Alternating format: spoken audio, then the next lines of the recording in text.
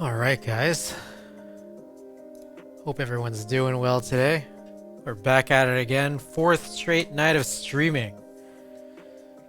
And have these last several nights of streaming been interesting.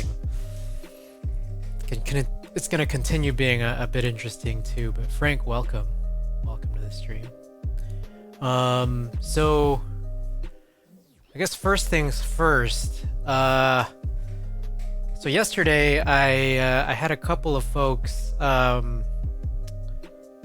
redeem channel points for opening up packages, and I forgot to open them. So part of me is like, I want to wait for them to maybe come back in, but another part of me is like, maybe we should just start off and just knock those out. In addition to that, I have a couple of more packages, so those can be redeemed as well, and we can open up those, I guess, whenever we want. So let's just go and do it. Got a few here. I guess maybe we'll go in a specific order here. Okay. So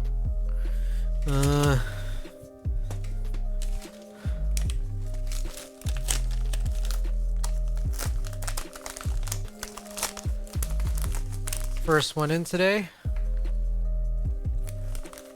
We got something funny here.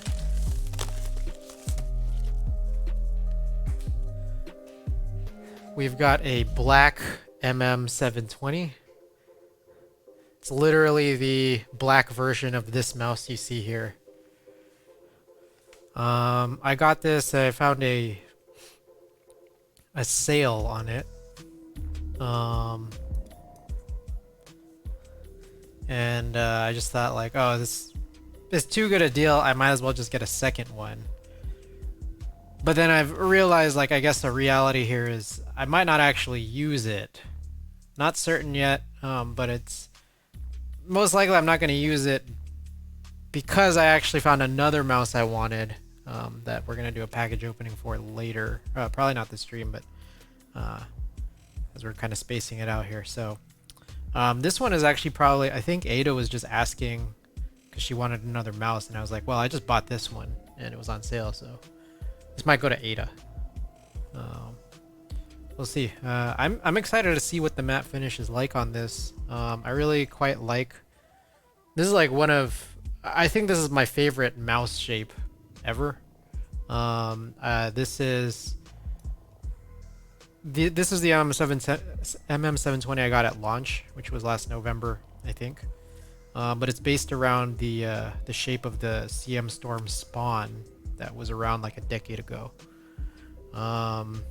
And just wanted to get my hands on another one. They made a super light version because I was just fearful that that one would die. And so here we are. We have this. We bought the second one. It's probably going to go to Ada. So that's package number 1 from yesterday. Package number 2 from yesterday. I think maybe Alex would appreciate this, but he is not here tonight. At least not yet.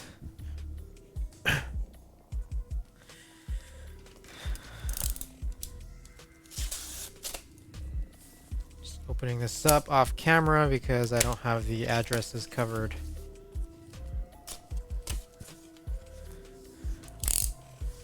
We got here. Oh, what the? More that I haven't cut, I guess.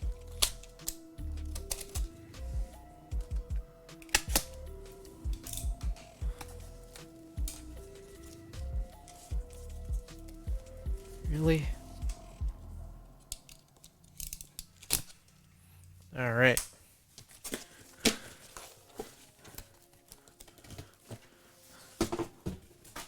Another vinyl record. This is Faye Webster. Her latest album she just dropped about, I think, was it a week or two ago? I Know I'm Funny, haha. Limited edition opaque blue. This I did not get aftermarket. I got directly from the store that was selling it. Faye Webster, just kind of like how do I put it, like indie folk. She comes from sort of the same area of Atlanta that there's a lot of like those Atlanta rappers from. So she has some kinds of like a little better than vague ties to the Atlanta hip hop community. That's kind of how I found her. She was signed to, was or still is, I'm not sure, signed to Awful Records, one of my favorite hip hop collectives, a small group of rappers out of Atlanta. I really like her music. It's just got a little, it's folk, but like kind of just like with a different twist. I really like it. So, very cool. Very cool. So this concludes the 2 packages from yesterday. 2 more tonight if anyone wants to redeem them. Yeah, Faye Webster. Love Faye Webster. If anyone wants to redeem the 2 package openings, we can go and do that. But, you know, trying to pack my streams with more intent, especially like, you know, we're starting the stream tonight and we got a few things going on. So we have here, ooh, I'll just bring the whole box over here. We have here a Switch Couture ET60, ElectroType 60. It's an acrylic board, and I've had this for now several months. Oh, Frank, you redeemed the other one. But this is a clear acrylic board I've had for several months and just haven't really touched it. And I wanted to have a first look at it tonight. Warm Thoughts, welcome. Warm Thoughts, I'm not sure, but welcome back. I'm not sure if you got an opportunity or if it's out there in Australia yet, but Vince Staples' album just dropped, at least in America. So this is about an hour and a half ago, so I've already listened to it twice. It's super short, but I think it's like a great listen. Yeah. 22 minutes, 10 tracks, and 2 of them are skits. I really love like 6 of the 8 tracks, and the other 2 are like, I still like them. They're great, so I love that album. Anyways, so yeah, we've got this, it's a clear acrylic board, but I still haven't taken off any of the backing yet. And I think I don't want to take the backing off just because it's like, well, once I take it off, I can't put it back on. And how many brown keyboards are out there? I love this sort of cardboard look to it. So I think we're gonna keep that on for tonight. We also got the 60% feet. And we got a few more things here. We're gonna run a once you take it off, it's a dust magnet. Right on. Okay, we got the Hot Swap PCB. I've had this PCB for a long while now, but I've never actually used Hot Swap before, I don't think. We're gonna run, because it's a clear acrylic board, I thought, well, why not use this is a funny bag. Why not use a clear switch? So we got the Everglide Aqua Kings. They're cherry picked because Aqua Kings, at least in the state that I got them, had some really bad QC. So we're gonna punch these in. And I think I have pretty much exactly about 60 that are usable. I think that I might have a couple more, but let's be honest, unlikely. So there we go. Yeah, I mean, I think we can just like dive right into it. There's a few more things to mention, so I'll be perfectly 100% honest. This is gonna be, I think, but you know, you never know. And I hope that this is gonna be a quick build. But this is also like just kind of a first build. I know that down in the future, PCB got some underglow RGB. Yeah, the DZ60 does, but since we're keeping on the backing, it might not be very consequential tonight. But anyways, in the future, we're gonna do a second build, and the idea here is that I'm gonna make it clear. We're gonna peel the backing off. We're gonna put on the Aqua Kings on, and those are also gonna, you know, it's gonna still be transparent. But what we're also gonna do is I'm trying to learn. I think Moon Operator sent some resources in my Discord for hand wiring, and I want to be able to learn how to hand wire a keyboard so that I can try to make this fully transparent, other than the actual copper wire. Once we get rid of the DZ60 PCB, and yeah, hand wiring is next level. I've never learned it. I've been in the hobby for so long, and I've never learned, and I've always wanted to, because I always thought like, well, this is your way in to just kind of doing whatever it is you want to do. And so I've taken some time here. I have a spare Teensy I just found from way back, and we're gonna see that whether or not this is actually gonna fit. I hope it does. So let's get started. Yeah. We got here some hardware. I don't know what belongs to what. I'm gonna guess. I don't know. Well, I have a Switch Couture Alice, and I don't know which one's really which. I think this one might be for the ET60, but I'll keep both bags out. I think that's kind of it. Another heads up is a realization here, is that if we go and hand wire and not use a PCB, which is my intent of trying to create a clear keyboard here, but if we're hand wiring without a PCB, then we can't use PCB mount stabilizers. Learn and then teach us. Oh man, I'm so excited, but I'm so nervous. But yeah, we can't use PCB mount stabilizers, so we're gonna have to use some plate mount stabilizers. I mean, luckily, I do have some. These are just little container of stabilizers I've collected over the years. I just got a lot of old harvested stabilizers. We got a couple of, I think 7U wires in here. We got some clip-ins. This, I believe, is plate mount right here. So we'll go and see whether or not this is gonna work. I have no idea if it will, but let's find out. There's this chance here that it doesn't, and and maybe that's why we gotta see. This is the first look at this build, and we're gonna see how it really turns out. So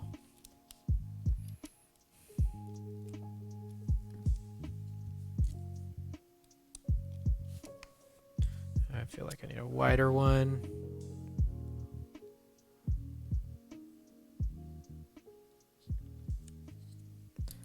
It's okay, more exciting this way. Yeah. We're here.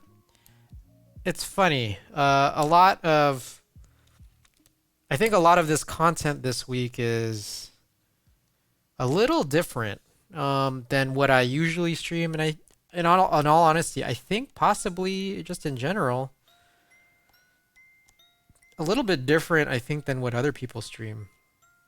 And so I'm trying to keep it interesting, but again,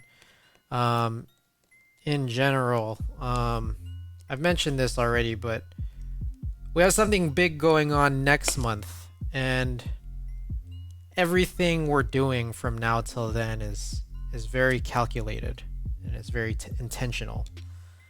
So it's all in preparation for what we got going on next month. And I mean, I hate to speak in code. I don't really hate speaking in code, but I can understand it might be frustrating, but we're gonna get some more details out very soon about what's happening.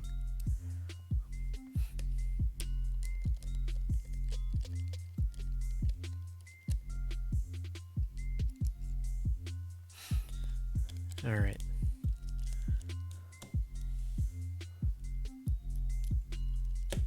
Oops. Any leak available? Well, I'm gonna be running something next month. It's not a subathon.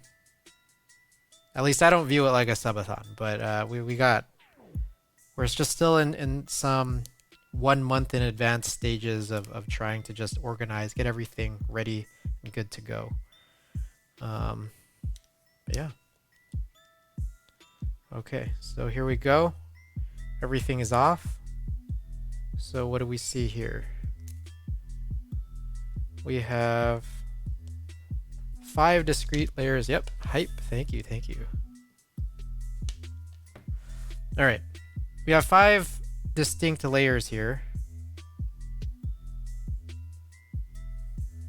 And so the idea that I have is, do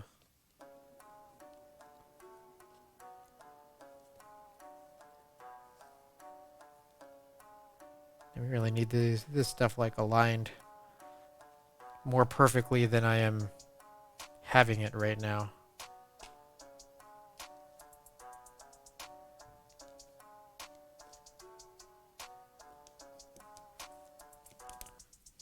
Okay, so one of the first things I want to be able to test here is, will the teensy fit? And where did I put it? I don't know where I put it.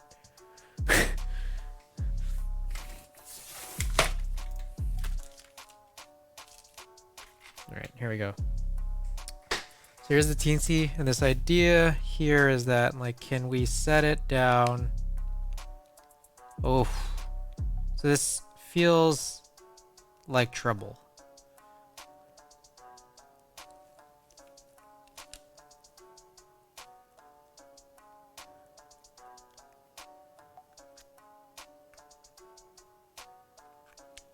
This feels like trouble, but I'm not quite certain yet.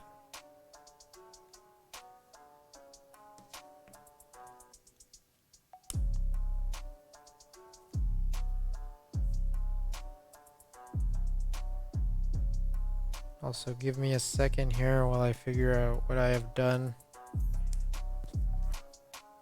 So I think this is the one that goes in next.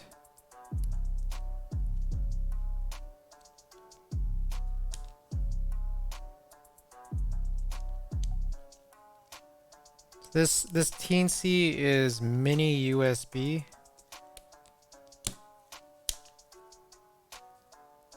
So it actually does fit.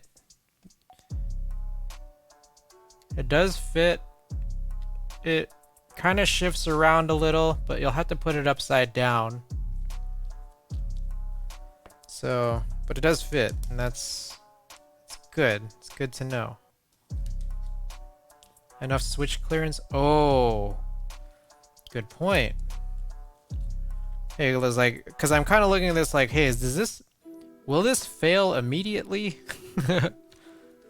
Yeah, I'm a little concerned about that. I don't think switches will clear. I'm hoping I got the layers right.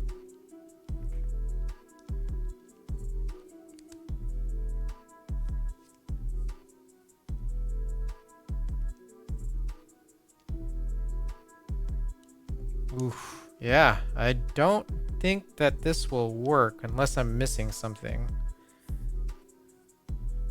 Is it supposed to go like this? I feel like I've completely dropped the ball on what layers everything's supposed to go in. Okay, if we're like this,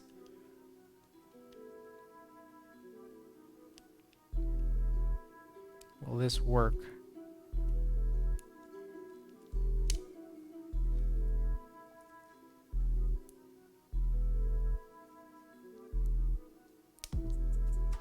So, off the bat, I don't think this will work, actually.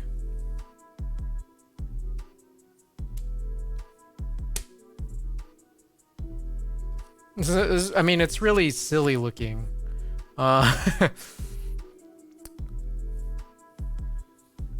So, it may work, but it's really silly because you have this looking like this, which just doesn't seem right.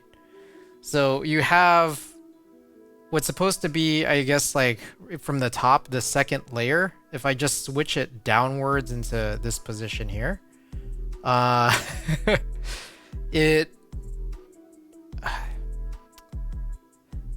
teensy does fit, but this cutout makes no sense. Am I missing another layer? Let's take a look. Let's take a look at what Switch Couture offers. ET60. So I'm on the ET60 page here.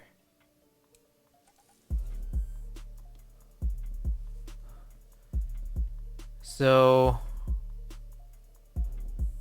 there isn't, I'll be honest, there is not a whole lot that I can gather from this. Of course, I think we can like go and find literally any person who might have built an ET60 in the past. But unfortunately, I don't have a whole lot of information from the one singular picture here.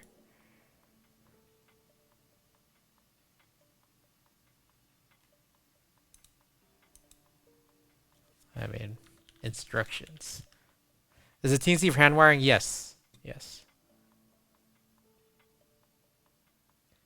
I wish there was like someone who put together like some kind of exploded view. But there's no immediate picture for that. But I'm reasonably certain that this setup is supposed to kind of be like this. Wait, yes.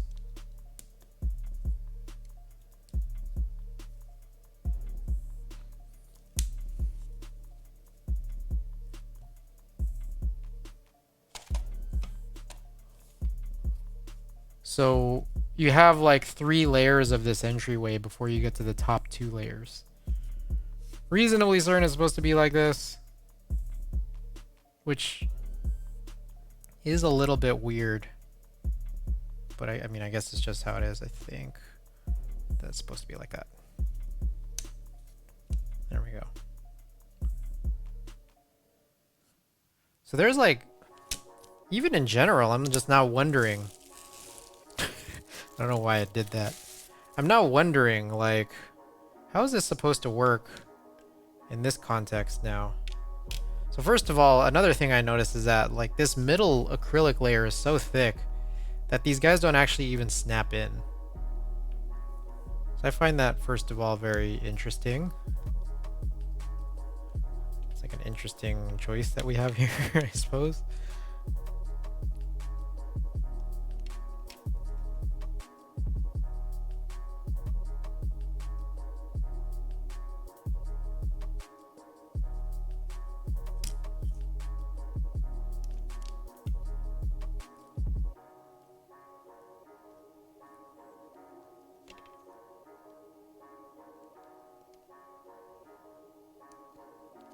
See here.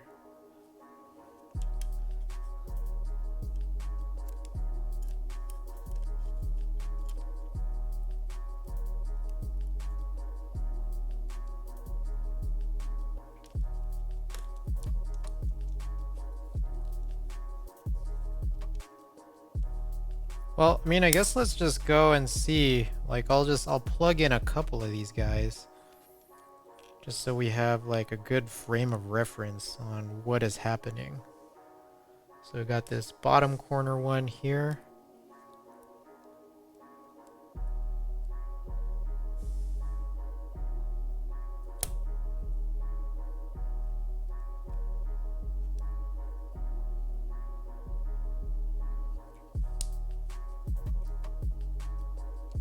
All right. Maybe we only just need 2.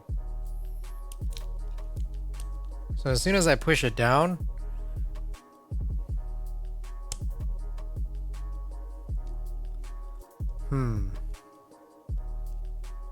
so yeah, there's like, I'm now wondering if you're ever supposed to do any soldering for any PCB that's supposed to be going. Like, I'm wondering if like the intent was to have like hot swap sockets, and this is just how the board is. Let's see here. This one's up next.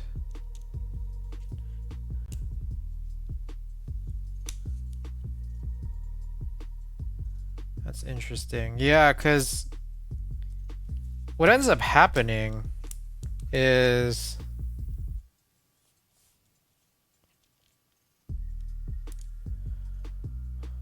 you can fit in a switch here, but the similar shape of this teensy is not gonna really allow for a switch to come in.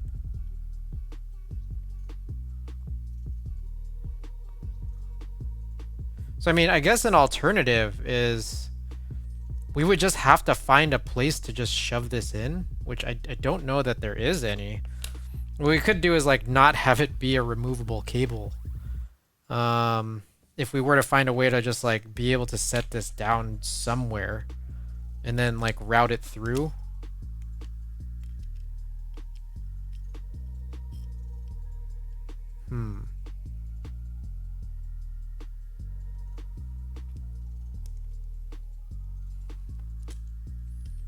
Man, what an interesting dilemma here. Trying to take a look here at just more details on what people have out of these Switch Couture ET60s. Because I feel like this is set up a little bit differently than my Alice. I guess I could go grab my Alice real quick. We can take a look at the Alice, see. I've done a goofy thing, which is I didn't really look and investigate the design of the ET60 before I just unscrewed everything, as it was like had been previously assembled. But assuming that that's kind of how it looks, let's kind of see if we can compare. So I actually have my Alice back. Ada was using it for a long while, but we can see here there's a little bit of a difference in this design. You have 1, 2, 3, 4 layers. So the 3 middle layers have this opening. And then the bottom layer does not have the opening, and the top layer doesn't either. I have like the Bifrost bottom here on the bottom side. So it's like there appears to be a little bit of a difference in the design on this.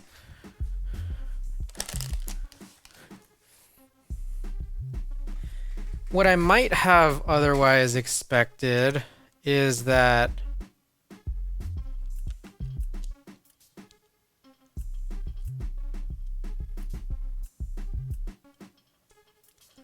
there wouldn't be an opening on here, which there is.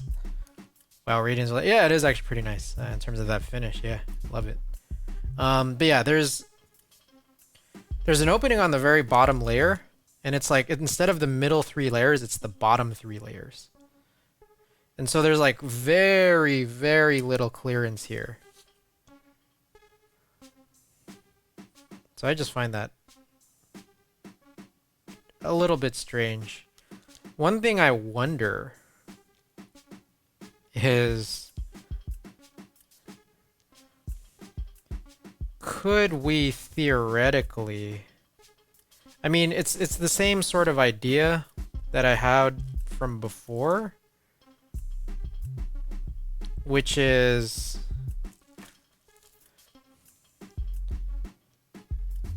essentially I need another one of these layers, and then I wouldn't have the second layer from the top, and so then it would kind of look like really low profile. Frank, welcome back. So like, say that I had a second version of this layer. And like, I don't know, maybe I can go and reach out to the guy and say like, hey, could I like get another one of these, like, you know, second layer from the bottom on the ET60? I have no idea if the guy would like sell it to me. And the idea there is that, like, say I stack another one on top there. This would be raised up off, and then like, so it would, same idea from before, we'll just do it. So this would function like this, but you'd have an opening here. And maybe, I don't know, like an alternative is I could maybe just try to cut this myself somehow in a really silly fashion. But this currently no longer fits because there's blockers right here. But it would sort of just like rise up. I guess we're gonna have to take this off. Grab the switch puller.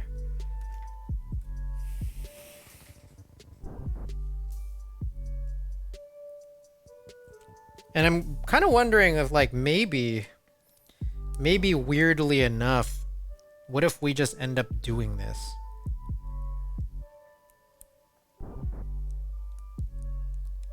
Never used hot swap before. It's very bizarre. I'm gonna pluck off your switches like this. So instead of using this PCB, we would have this TNC already like sort of set in there, sitting, if possible. I don't know, maybe we'd have to do it this way. I'm not really quite certain. I feel like it would probably have to be this way. And we're just like, we're trying to use our imagination there.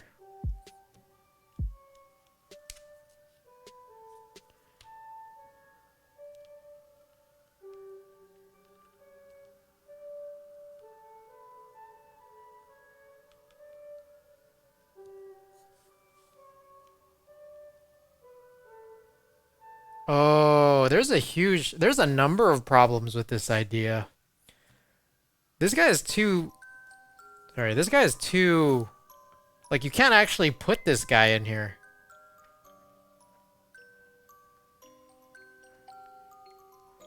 Is there a problem or are you causing a problem? No. We're trying to like look into the future of when I might try to do this sort of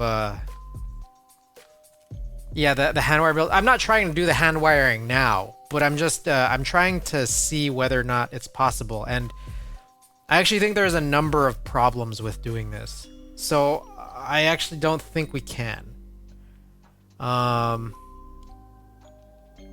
Chrissy, just trying to cause problems. No, that's exactly what's happening. So I don't think this is actually doable. At least not with the et60.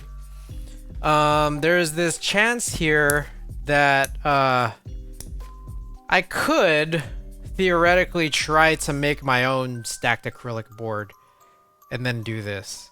I know of someone who is actually like, I remember someone on Geek Hack has posted this in the past.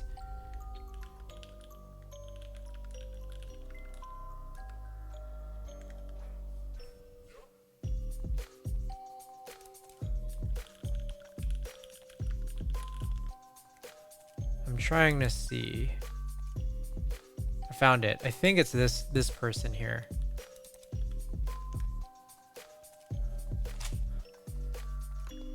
Let's take a look at this. This guy did what I want to do, except for the fact that he used what is this? It's kind of like milky white stems that probably come from clear, like they're called like, what is this? Zeliostottle switches. So they're kind of like that cherry clear sort of a look. But he otherwise has done everything that I want to do here. He's hand wired this board. What else? I mean, he's done everything. Like this looks fantastic. Just like his matrix here. He has this all going into a teensy, looking real nice. Like, this is fantastic. But this is not a Switch Couture et60. I think this is someone who just like constructed his own. Like, I mean, he probably got the plate the way he wanted it to be. And then on top of that, he probably put together what looks like a through-hole case. So I think it's a situation of, it's not stacked acrylic, but it's probably like, you know, everything but the layers, like the bottom, the plate, and such, and the top. So yeah, looks like he has like a case that kind of looks like this, I'm guessing.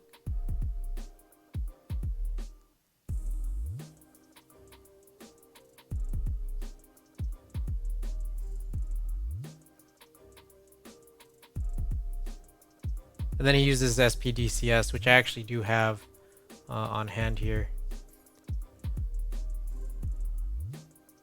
So this is a really cool thing that he's done here, but the sort of the execution is a bit different, and he was able to do it. He actually did something really cool here, which was he set the switches in, I think. So I think he ended up like pouring it so that it would like Like he ended up pouring into it. Looks like a lot of work for no reason. No, it's always been my goal to have a clear keyboard. That's the Chris special. Yeah, my goal here, my intent here is have a clear keyboard.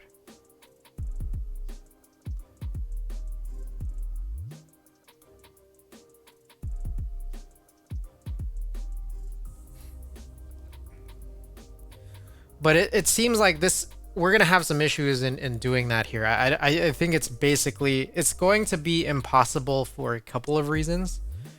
One of which is, without a PCB, you're not going to be able to hold this guy in.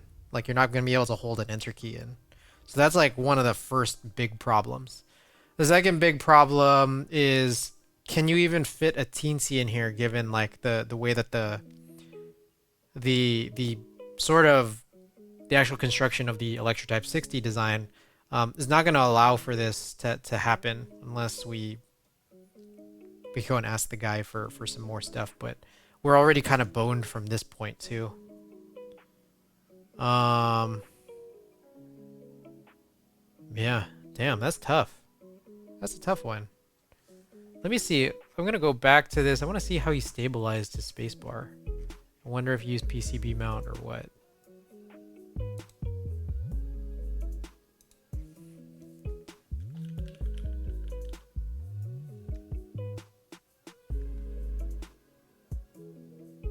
Interesting. Look at this guy. This guy. Oh. This guy said he has a quote-unquote PCB plate. So he actually has something. So what he probably has is literally like a sheet that like has holes in it that might be like, say, a thickness of a PCB. But like we'll have holes for stabilizers so that he can just sort of like screw in from there. That's what he's saying right here. The PCB plate. That's actually super genius. I love that.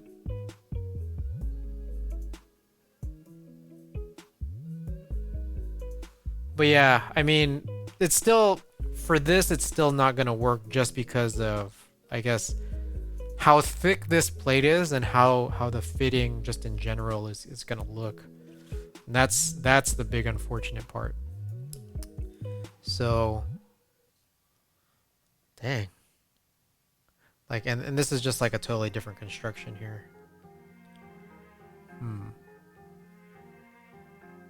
But yeah, this hand wiring looks crazy.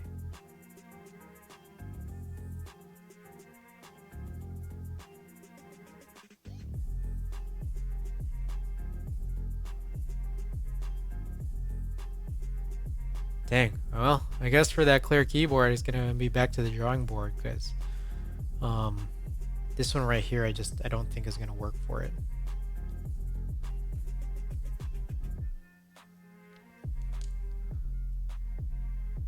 Yeah.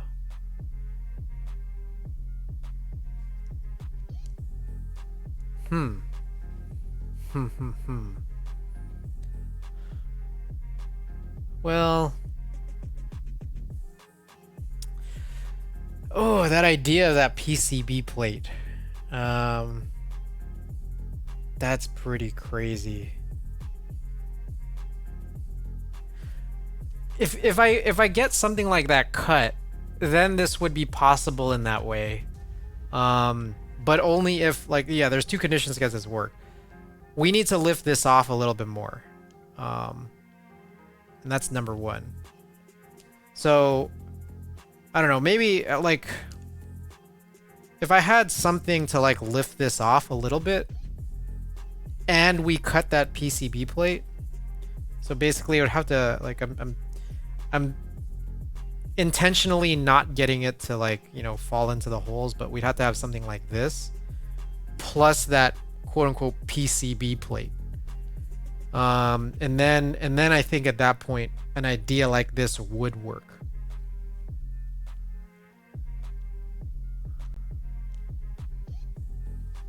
Huh. Wow. Alrighty. This gives me more to think about because I'm wondering if we can do this and if we can do this relatively soon. So I think, sir, can you just build Switch Couture first? Sure, but before I do that, I also realize I have another package to open. I'm just trying to make sure you finish your stream at reasonable hours. I mean, yeah, the last couple nights has been real crazy. Okay, so let me put this on my to-do list first. And then I'll open that package, and then we'll just build the damn thing. To do email Switch Couture guy about another layer. To do design PCB plate with. I'm sure I'll ask Moon Operator. I feel like he might look at this and be like, whoa. Okay. All right. So we got that going on. Let's open a package now. We got 2 packages tonight. Frank has redeemed one of them. Let's take a look here. Package the first from tonight.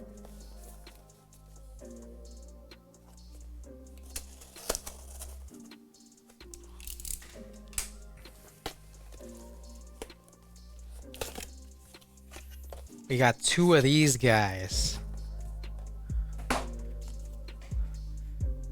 We got the scissor, the Zeal, or the Gateron, the Zeal switch openers. I think maybe he just put a sticker on it because I actually noticed some other, like another vendor selling these. Let's take a look at this real quick. So I'm not going to open these guys up. I don't feel the need to. And I kind of don't want to because of the... Look at that. Kind of don't want to because it's already like filmed. But let me go and grab some other switch that we can open up. See what we got here.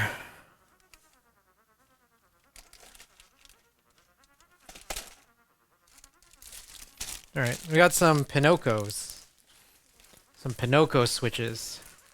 I want to get one. Please tell me how that is. Well, let's try it right now. Okay, we got a Pinocchio switch here, stock, completely stock. Guess we just trying to figure out the orientation. I guess we throw it on like this. There's a specific way it'll sit, I guess.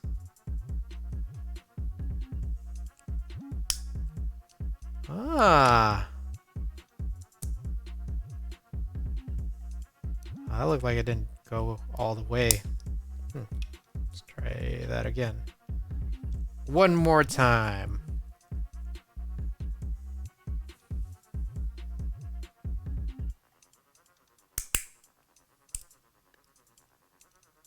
Okay, so there was a double click, which sounded terrifying. Let's make sure everything's still okay. If we can close this back up, it still appears to function properly. Sus switch opener. It's terrifying because like it feels like literally a nutcracker. Feels like, I don't know, it feels like I'm cracking someone's tooth, and especially like this stem color too. But I just figure that like I have so many switches that like if I can make it easier for myself, then I will. So, I mean, this looks effective, I think. It's just like I get a little scared. I'm sure like Gateron like has a video for it. Gateron switch opener. Is there like a YouTube video?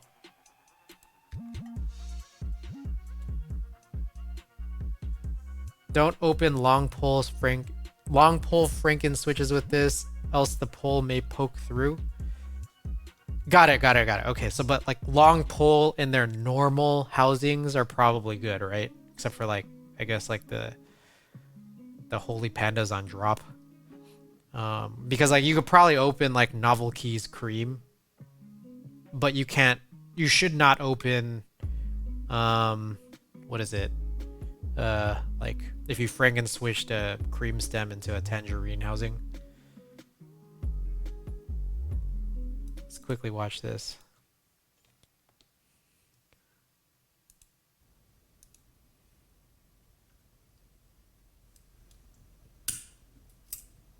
Okay, I don't know. He only had one crack. Like, was I just going too slow? It was just going too slow. You like my recommended after? We got some Space Jam, some King of the Hill, some Odd Future, some Nintendo DS thing. Looks like that might be like a Switch bot. I think this is like Teja or something. And whatever this vaporwave thing is. All right. Anyways, let's try this again. So how I have, I have a spare Pinocchio to break. Okay, so I went too slow the first time. That's probably why I heard a double crack. So everything's apart. Can I put it back together and is everything good?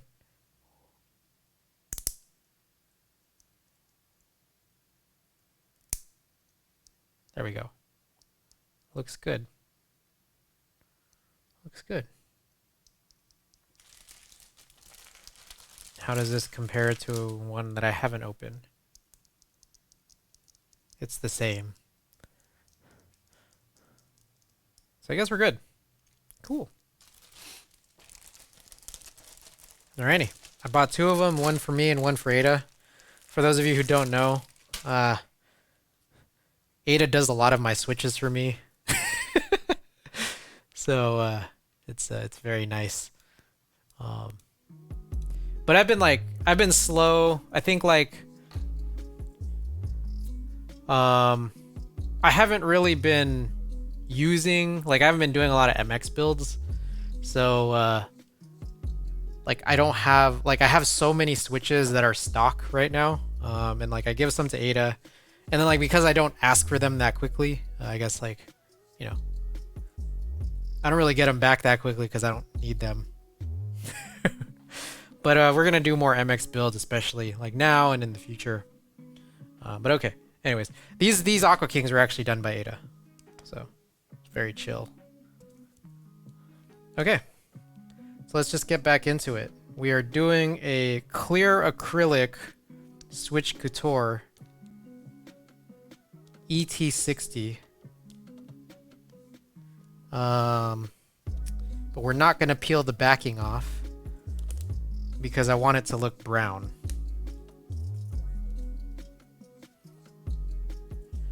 All right, let's bring this guy in.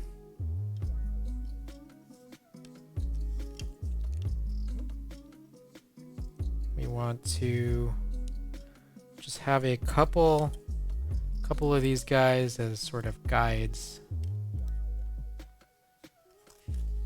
So this has always like eluded me of like, you gotta really nail the alignment here when you're putting together hot swaps. I've never used hot swaps before. Oh, Andy's in. Andy's in the building.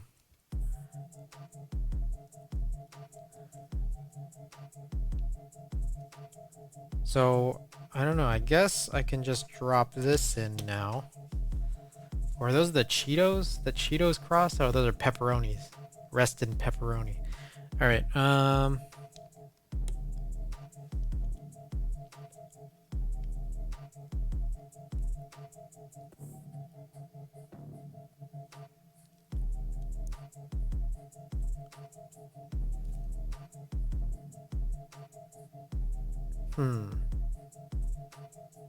Interesting. So I've also forgotten that I needed to put in some stabilizers. Oops. Totally forgot. I'm not going to lie here. I am not totally in the mood to even like lube any stabilizers right now. So I have a couple of options. One, I could, from the Alps party, I could steal those stabilizers since those are already lubed. But also, I'm a little bit worried just in general. I might actually do something everyone hates, which is use some unlubed stabilizers. Reason being is that like I know this is not a final build. So it's like, why bother?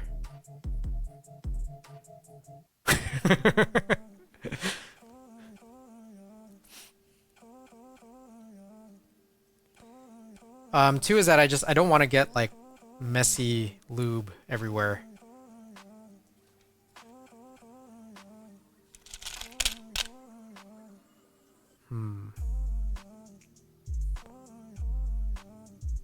Thinking about it.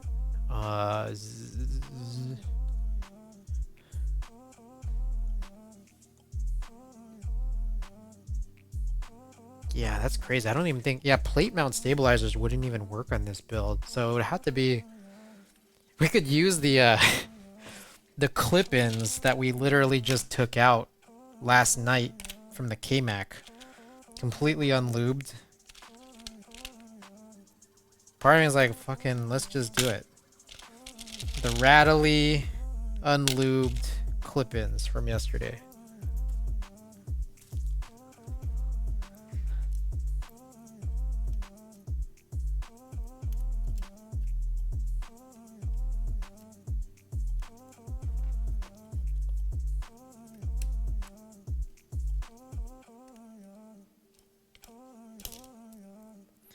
Part of me is thinking, what if we just do the spacebar? Don't even stabilize the shift or the enter.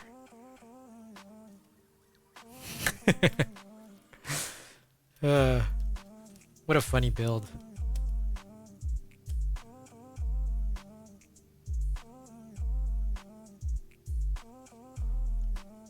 Frank, what do you think? Is this the direction we want to go in?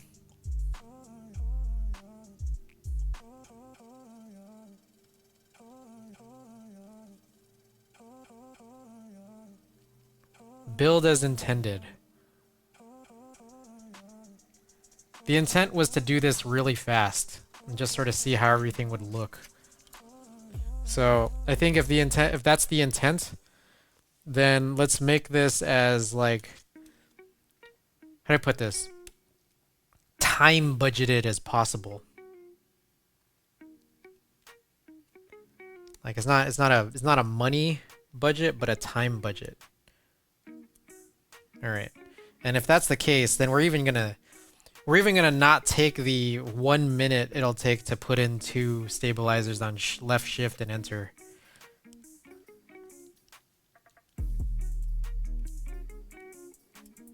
It's hot swap after all. Yep. There you go. There you go. We don't need to do anything. All right. We are an hour in. We are an hour into a hot swap build. We're going raw. Mega raw. Unlubed stabilizer spacebar. No stabilizers for left shift and enter.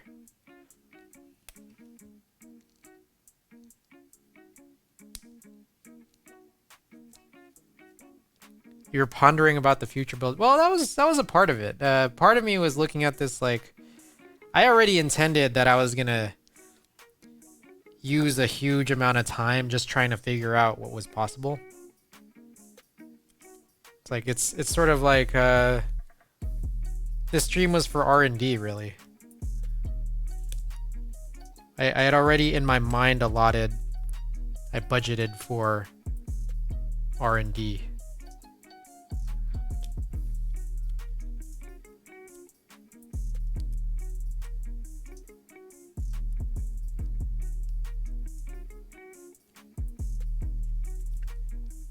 Is this what people like? How do people normally? I guess I just never really watch super hard about how people do hot swap builds. But for me, like I've like lifted this out entirely, and I'm just trying to like push in really hard from both sides, so that I know that everything is like kind of like locked in. Is this how people do hot swap builds?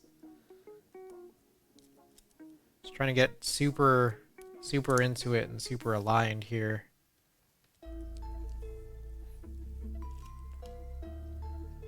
Funny thing about this is that knowing full well that this was supposed to be a fast build is like I didn't even have to use the Aqua keyings in the first place.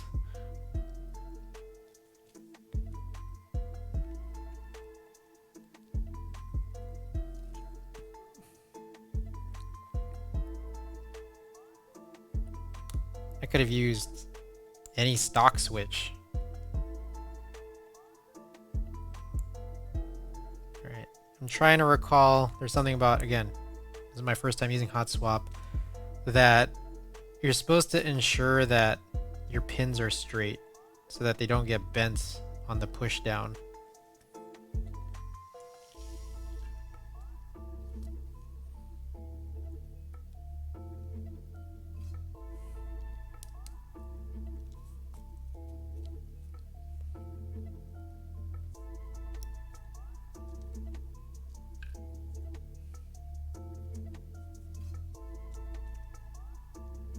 Alright. At this stage now, I feel like I kind of have enough to sort of just keep the assembly together. So I'm now just going to try to push down without lifting up, but we'll also sort of try to make some adjustments to it anyways afterwards.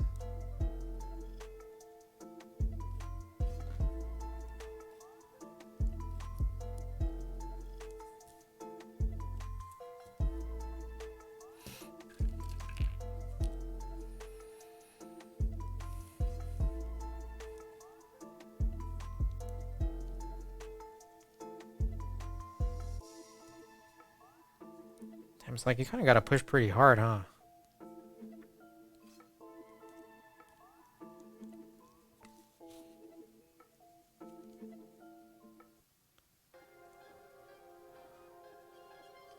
Once you put in the split switches, plug in USB to see if been. Yeah, I was figuring that. Yeah. I'm not sure. Now that I think about it, I'm not sure if these DZ60s, I don't think they are, but are they already pre-flashed with VIA? It's been a minute since I've just used a DZ60 out the box.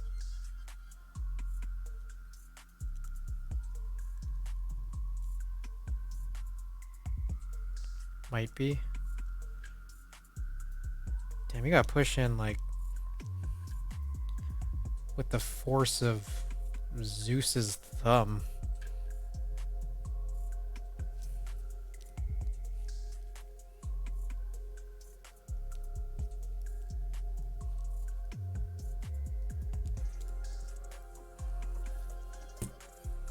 Need some literally Olympian finger strength here.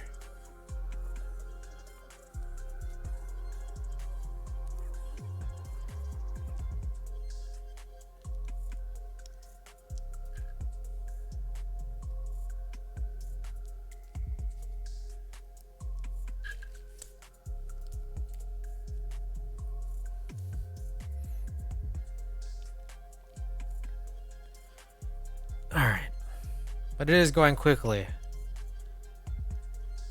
It's like, this is an interesting stream because I don't even need to pull the iron out.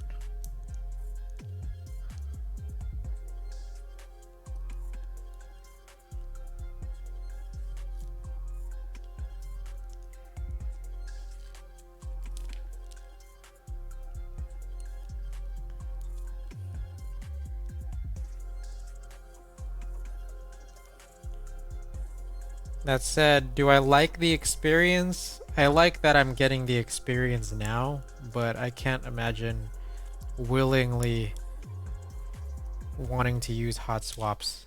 Oops. Make sure this is closed.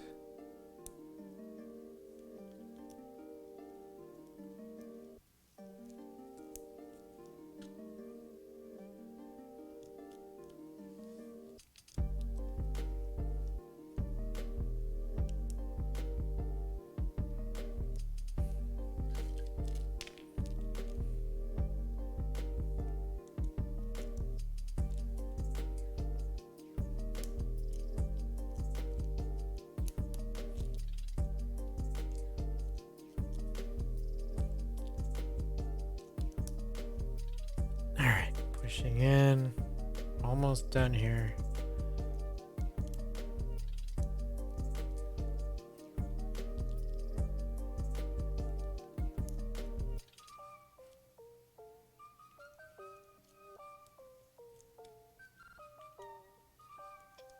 Just a couple left.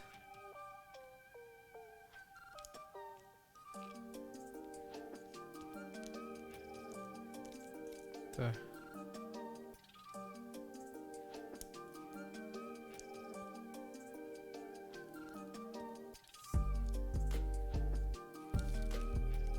Seitu-kai! Welcome back to the stream. We're putting together this quick hot swap build. We were doing a little R&D earlier on possible, you know, what can we do in the future here for this build, but we didn't even peel the backing off. And this is intentional. I wanted a keyboard that looks brown. Alright, let's unplug this. Let's plug this into here. Oh my god. You gonna leave this?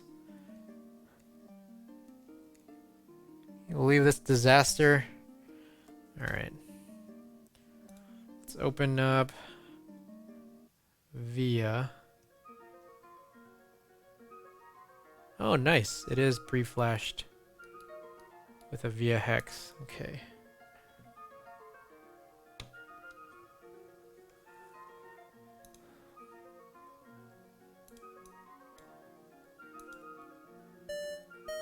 Looks like my escape is messed up. This guy also messed up.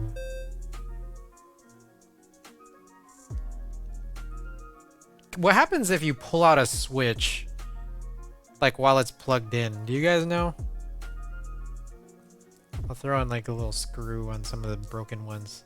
Is that cardboard? No, no, no, no. It's acrylic, but like the backing is still on. I haven't removed it yet.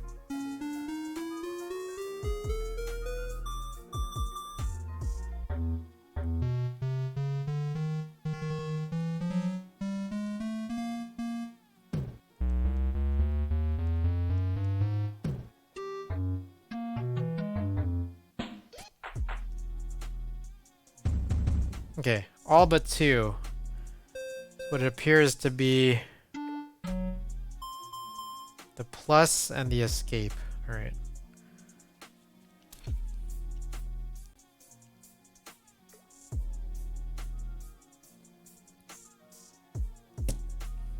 Yep, completely bent. Hey, so we had a what? 58 out of 60?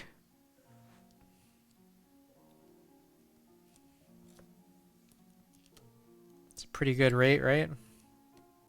Ah. Also bent. Oh, that one's bent pretty bad. I'm just gonna switch it out.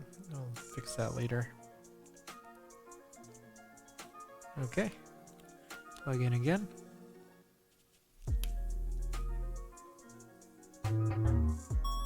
There we go. All right. Let's quickly go and configure this. I normally put here. Where is that? That guy. ADV. What in the world is ADV? Left control. Let's go with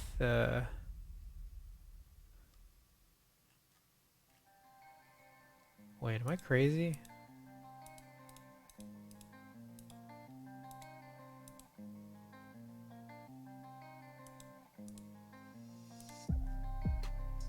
Where's the configuration? I guess there's no like configure thingy for right shift if you know that it's like, it looks like this, I suppose. Okay, backspace, you're looking good. This we're gonna set to a layer button, MO1, left win, alt right, okay, looking good. Layer 1, okay, oh, this is a big disaster. So we'll go and do that. What the? Oh, there we go. This would be our caps lock on layer 1.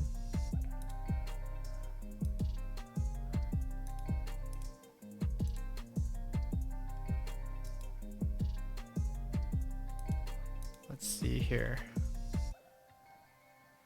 I always have to Google this.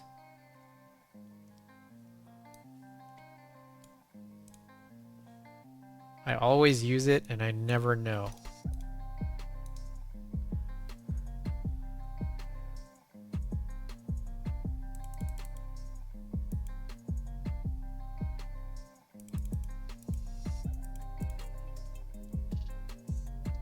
This one is delete.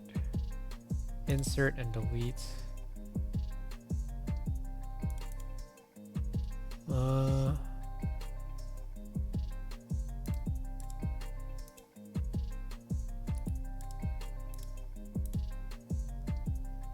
Print screen.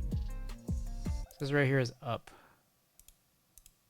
Left, right, down.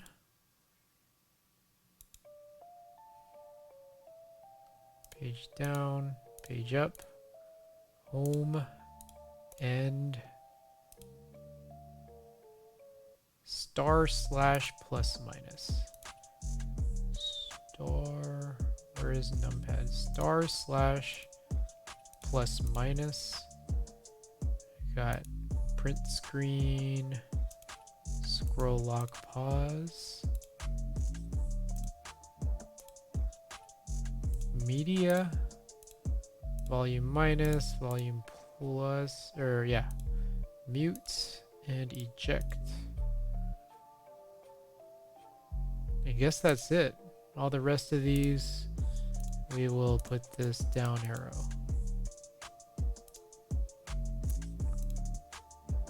I think we should be good. Alrighty. So that should just about cover it.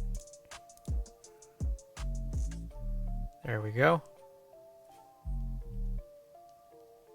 Perfect. All right. Let's unplug and assemble now.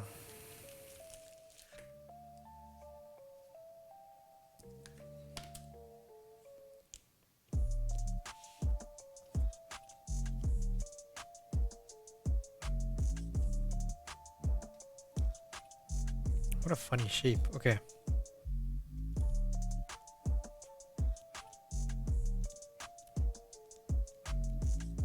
I mean, it's cute how quick of a build this was. We did this, what, in like 13 minutes since we started, Frank? We got Frank all worried that we wouldn't finish. I mean, I already got some other stuff on the agenda here. Things that I wanted to do. I knew this was going to be a really relatively quick build. But again, just as disclaimer here, or not disclaimer, just disclosure here is we have one stabilizer completely unlubed. Oh no, there is VS support, Frank. I'm not sure if you'd stepped away, but yeah, we had some VS support. It works. I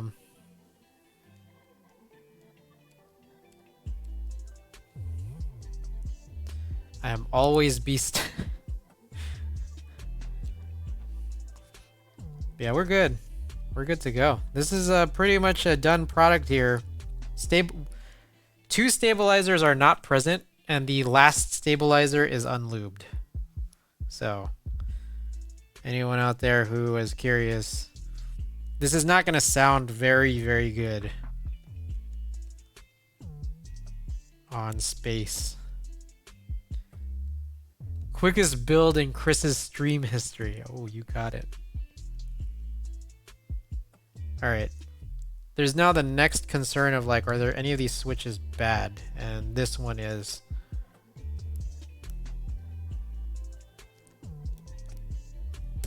Oh.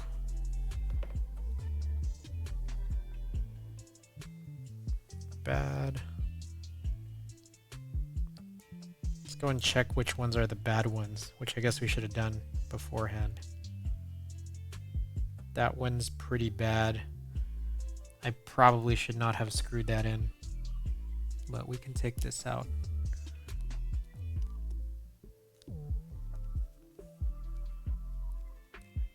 Maybe. Damn, that's a bummer. Well, again, not a final build, so it doesn't matter. Some of these are pretty bad. Even my own QC of the QC was bad. So we got a couple in the top row that have some resistance. This one right here feels pretty bad.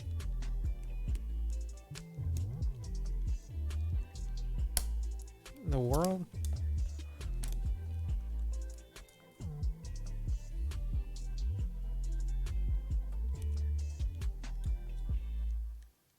Better.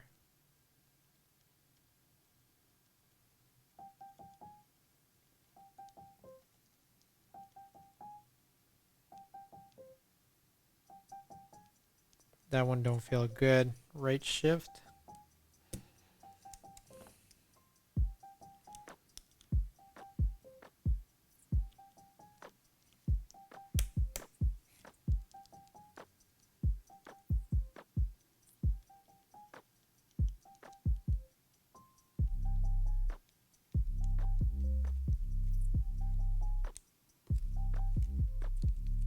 All right. Should hopefully be good now, while pending these ones that I just replaced are still good here.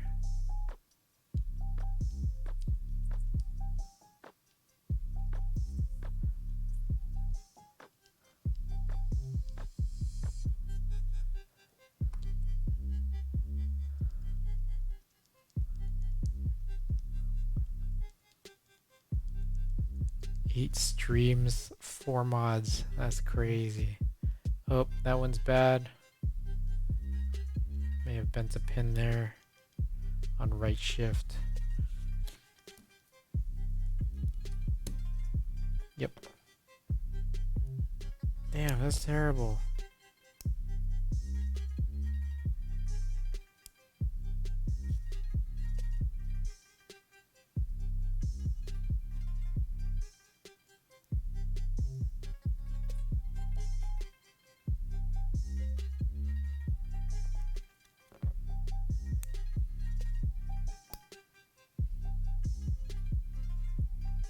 Let me go and get some. I need something like some pliers. Gotta fix some of these bad switches here. There we go.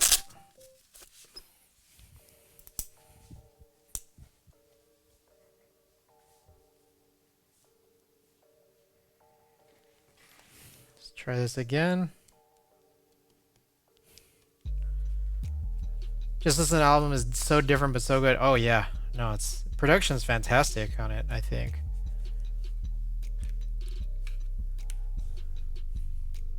There we go. Okay, we good. All right, I'm also gonna turn off this this silly lighting. How do we turn off lighting?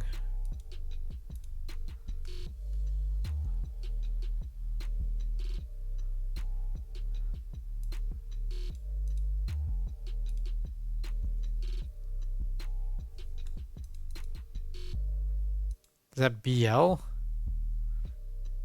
RGB mode? RGB toggle?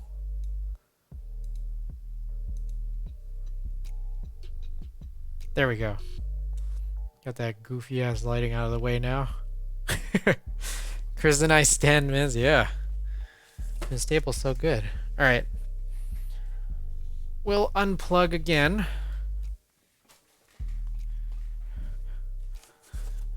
Alright, I have a fun one here. So we're not going to use the SP DCS transparent keycaps today. We're going to use another fun one I've been meaning to. And this is the reason why I kept the backing layer on. Check this out. We got Sandstorm. Let's try Sandstorm out.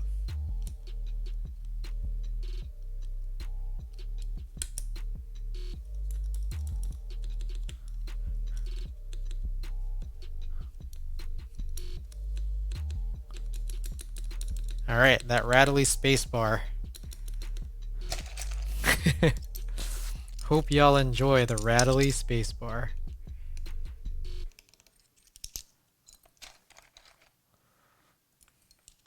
Alright, everything is in a container, so we're gonna have to like look for everything.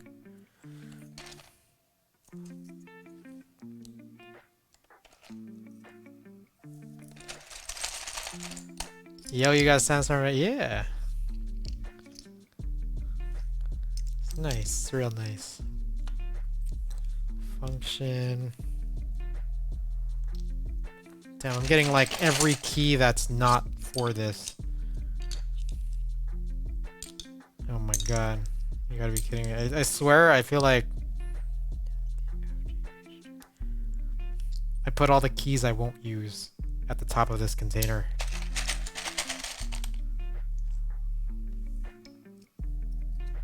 Should we use white, the accent enter?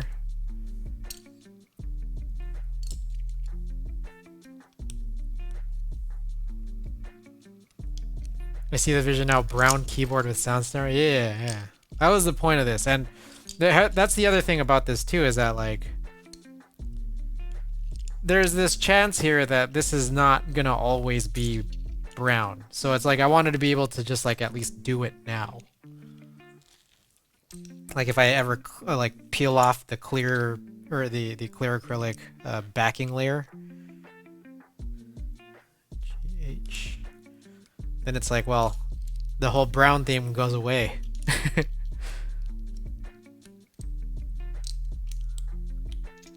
Alright, also got accent escape, QWERTYU.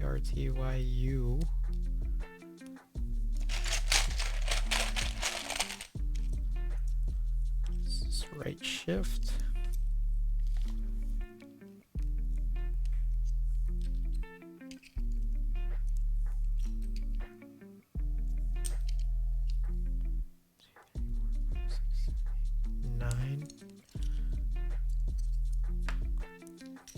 What do you guys think about the accent keys?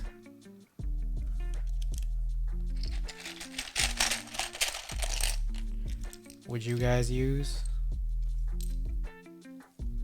Alt.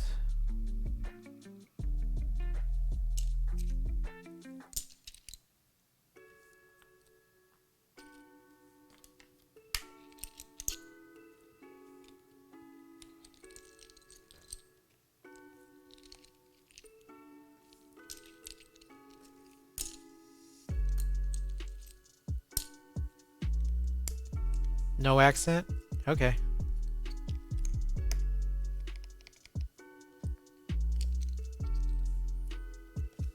Yeah, I'm now thinking that like, why? I mean, I guess you should stabilize shift and enter, but I also kind of feel like, yeah, it wobbles a little bit, but it also feels not terrible without a stabilizer at all.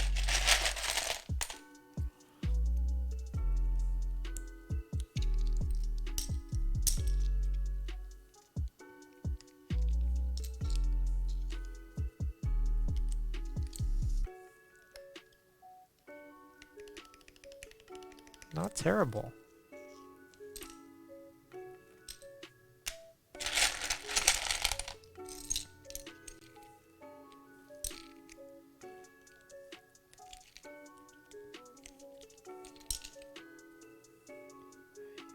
P60.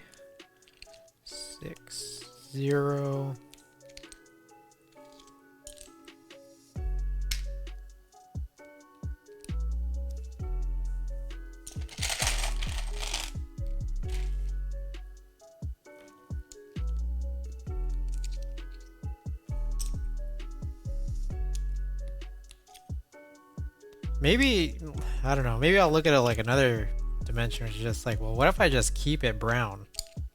What if I never do the other build and just have this brown keyboard? I mean, obviously I'll probably want to actually put some real stabilizers in here, but aside of that,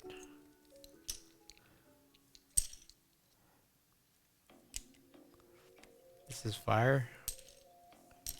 There's like a slight color mismatch, but I'll be truthful. It looks, the slight color mismatch looks a little bit worse in person than it might look on stream. I think you guys can probably tell that there's a slight color mismatch, but I can like really tell, like, since I'm here and looking at it with my eyes. Looks good on cam. Alright. Guess that's all that matters.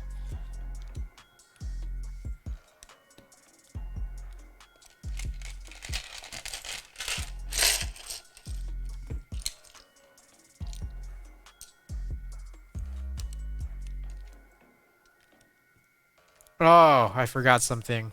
I forgot to put, we have feet here, and I forgot to put on the feet. But it's probably fine. Again, not a final build. And we can finalize the build later. Beg for Greg, this looks so clean, just joined back. Hey, welcome, welcome. Welcome back. This here is a clear acrylic Switch Couture et60. But I did not peel off the backing, and that was intentional because I've long wanted to do this. Put Sandstorm on this very clearly ridiculous looking build.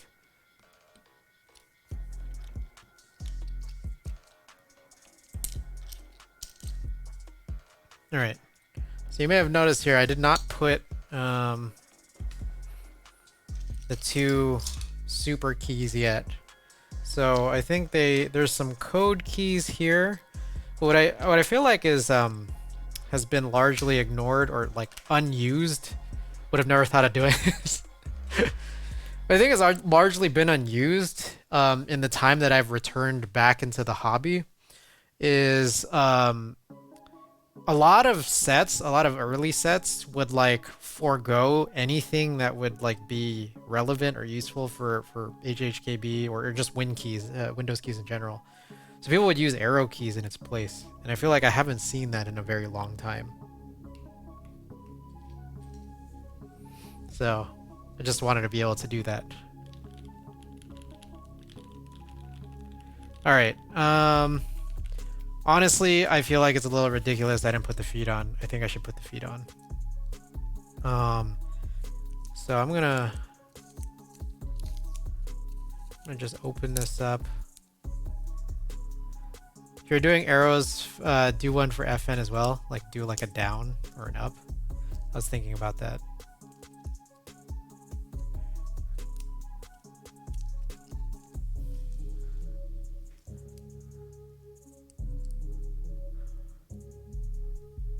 Okay, I'm going to unscrew this.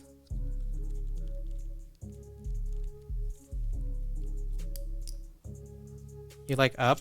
I like down, I'll be honest.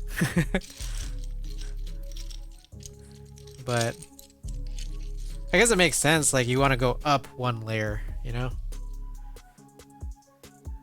I don't have a key puller or switch keycap puller.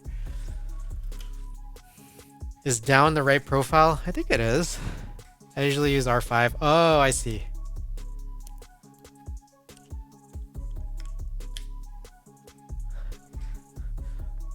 I like the FN just because it's like, where does the down arrow go? It's like, you know, now you have 3 arrows. All right. Okay. We're gonna disassemble yet again. On R4, it's fine. Yeah.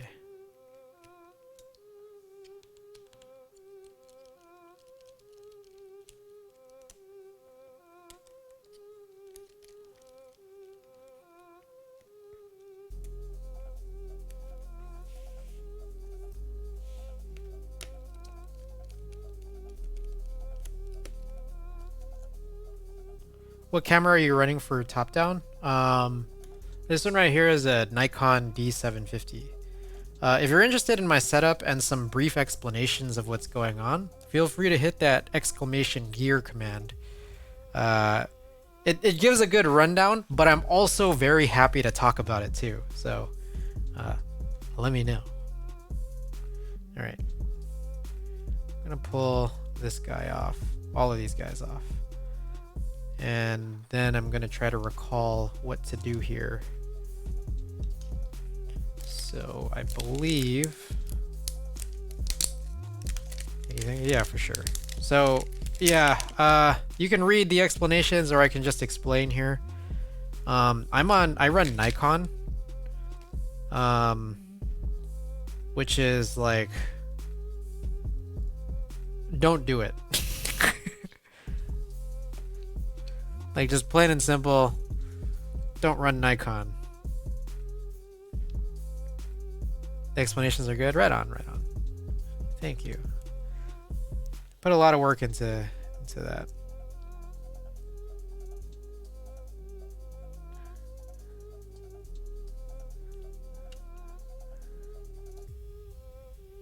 Trying to make sure what the is this one work? I don't know what screw goes into what.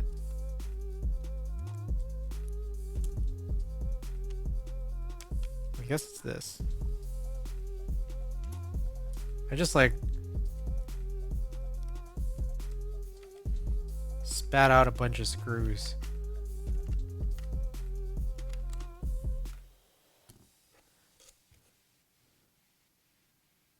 Okay, so one important thing is don't screw on too tight. I remember I've done that on my Switch Couture Alice in one of the little, because it's like stacked acrylic. Your Switch is decked up. What the hell? My Nintendo Switch?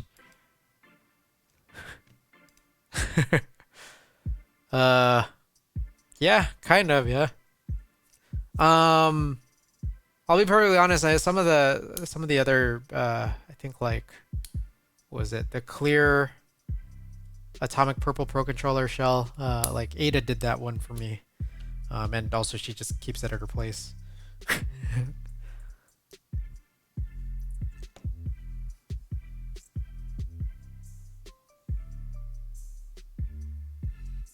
Alrighty.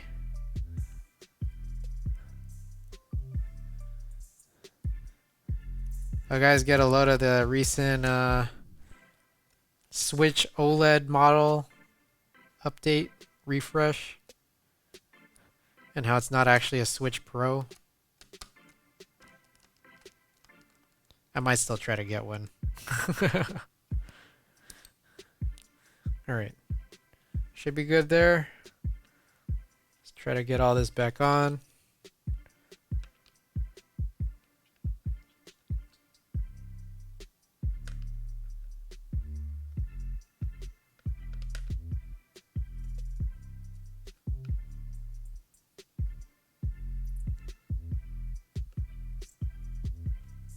Come on, man. Serious with this? Just get in the hole. There you go. I think I'll grab a light soon. Right on. Okay. I just want to check. I'll flip this. Are the feet aligned? And I want to say, really not at all.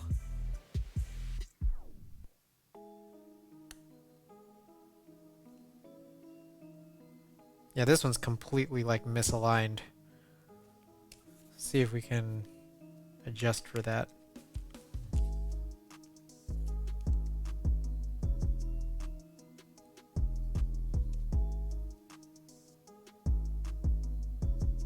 Oh, interesting. Okay, so you can like shift it around if you screw one side in at a time. So this one is centered, but the top one isn't. So I'll unscrew that a little. And we're like a little bit in better shape now. Again, this is like not at all a serious build. Beg for Greg or anybody else who's like tuned in or folks cutting in and out. I know Frank has been. I only have one stabilizer, the spacebar. There's no stabilizers on the shift or the enter key. And also the spacebar stabilizer, the one remaining one, is unlubed. So enjoy the rattle.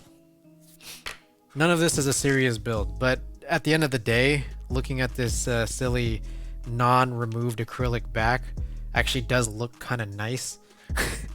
I should eventually possibly consider turning it into a serious build. Yeah, but the issue here is we got some rattle. But fortunately, we don't have rattle on the right side, and I'm a right thumb spacebar user. So we kind of looked our way into that.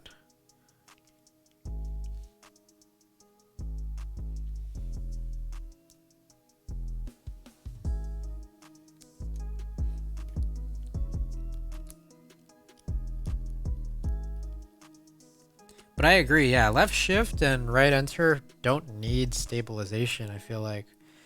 It is like very, very moderately, like very mildly helpful, but not necessary.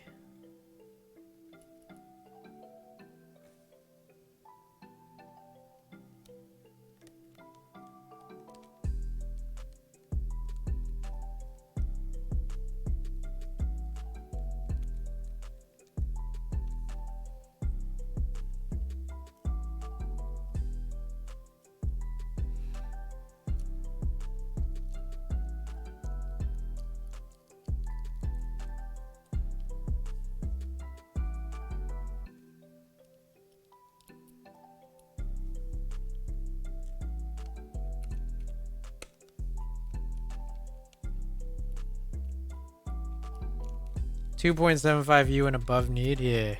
And fortunately I use HHKB. Like I think 225, which is what enter and left shift are, they might prefer stabilizers, but they don't need. But 2.75U, which is not found on an HHKB layout, but 2.75 does need. Okay. So we're gonna throw all this back into this box just to keep ourselves clean.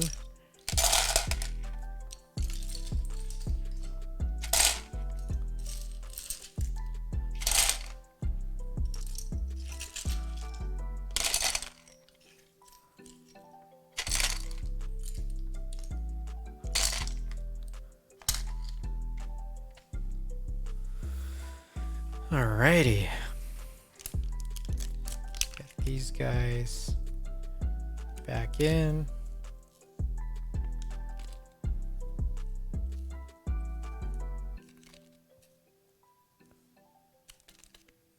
I have some of those Prime KB pre-cut bump-ons that I think are perfect for the actual like spaces where to put bump-ons on, but again, it's not serious. We might still peel it in the future, but yeah. So we're not even going to use them right now. Have you tried split space bars? I have not yet had an opportunity to have one of those 313 space bars. Like, I don't think I have any plates or PCBs or even keycap sets that accommodate for it, but I know I've been seeing it a lot in recent GMK buys, which is only a good thing. I think that's like a really, really cool thing. I'd love to be able to try to use it in the future, but no such luck at the current moment in like being able to actually use it. Alrighty. So, with all that said, we've got the build done, and we're less than 2 hours in. Oh, I didn't plug this in.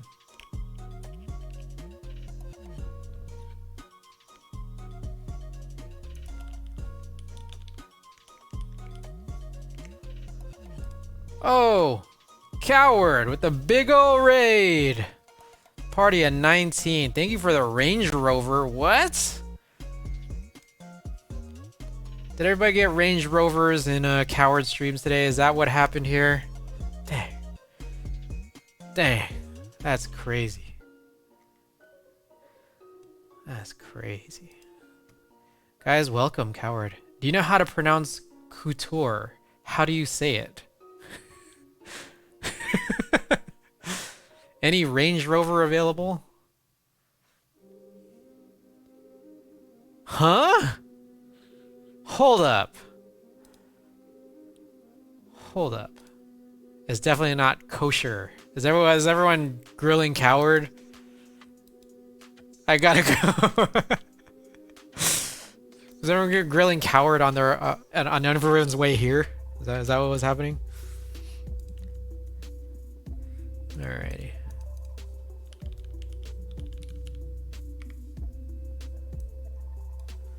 We're gonna do a couple things here. I'm gonna shut off this light. This light has been on the whole time. Frank, you don't follow me? Archetype, hello?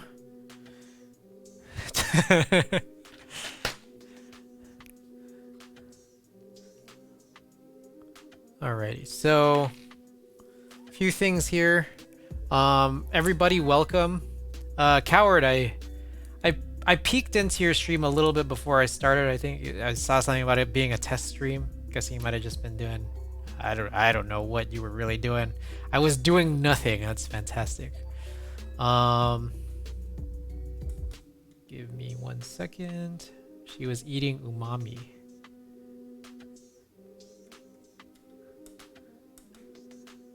Umami? Like umami the flavor, or umami the name of a restaurant? Like the umami burger, the one that Jaden Smith is a spokesman for.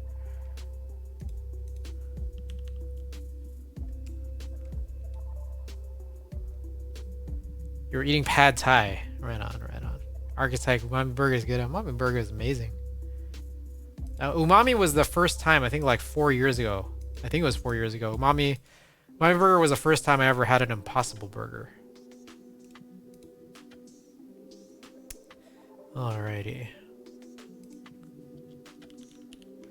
So everybody, welcome to the stream here.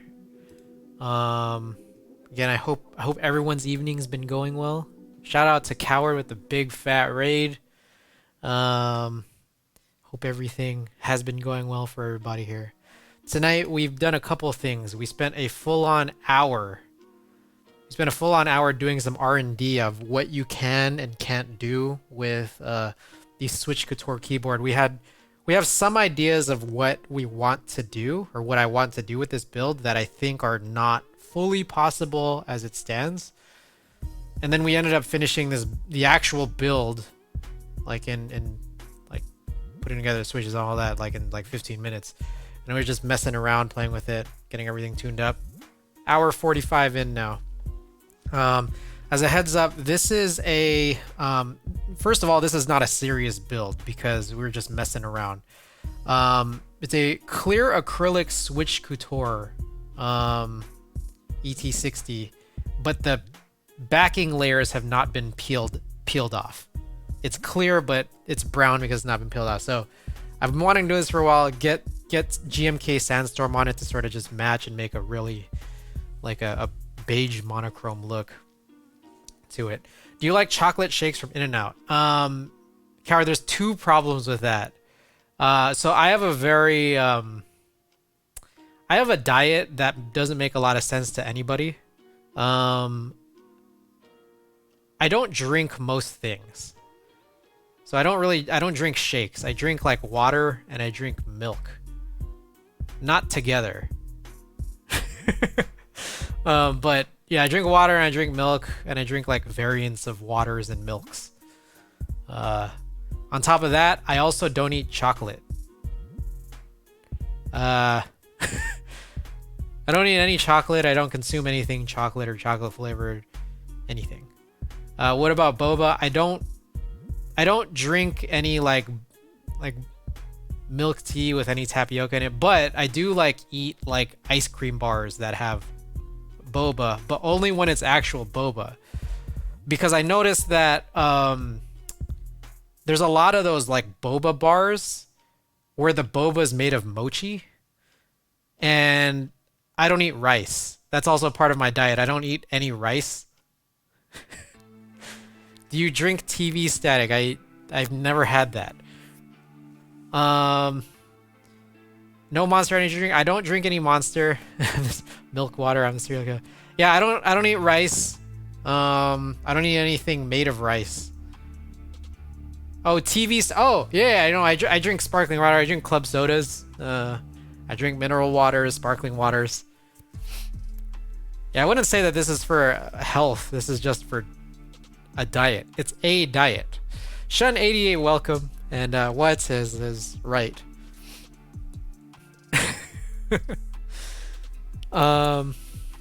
Yeah.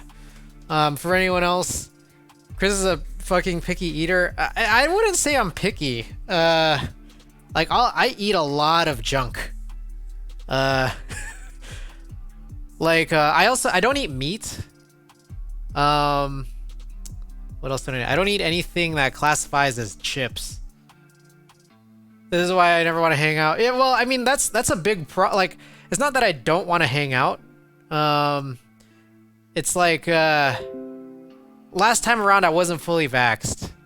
And on top of that, like my ability to go out and consume food and drink is like I think limited with people who are more normal than I am.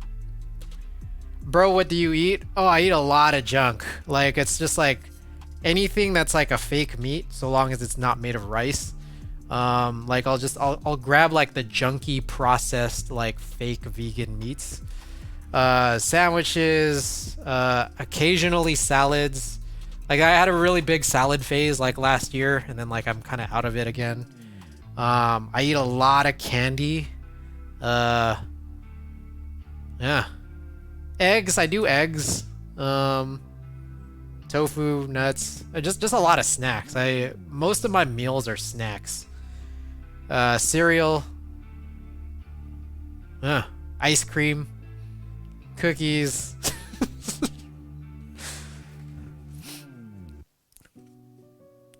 Yeah.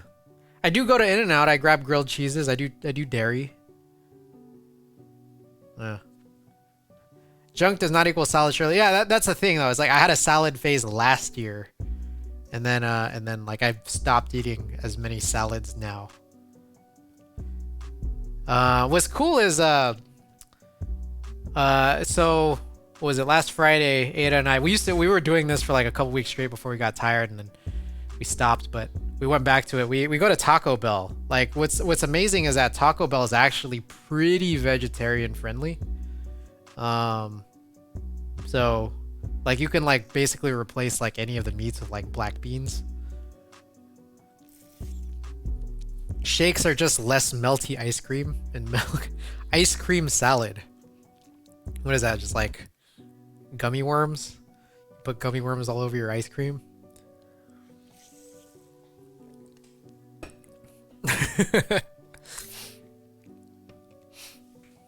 Yo, Taco Bell just opened up down under. Oh, right on. Right on. That's cool. That's real good. But yeah, In-N-Out, I grab the grilled cheese. I do like animal style fries. I get them well done and extra grilled onions. It's almost food. The funny thing about Taco Bell is that you could order as many things and like all the different kinds of things out there, like on the Taco Bell menu, but at the end of the day, it all starts tasting the same because there's like a Taco Bell flavor. So you're telling me you don't get oh no, I do get crunch wraps. You can actually replace like any whatever your meat option is with black beans in your crunch wrap. So yeah, I had a crunch wrap on what was it, last Friday. We have Taco Bell parties once a month in our Discord. Right on. I gotta join that. Black beans? Does that not qualify as a crunch wrap to you? I'm in San Francisco here. There's It started off as a food truck. It still is a food truck. Senor Sisig. It's like the Philippine Mexican fusion. And they recently opened up a storefront in the Mission. It's on Valencia. And at the actual brick and mortar location, they do a version of their crunch wrap, but then they'll do like their sisig marinated meats. And so you know, I get the tofu. We have fucked up on Taco Bell and play Pummel Party and code names. Good times. I am eligible for Taco Bell party. Everyone's invited.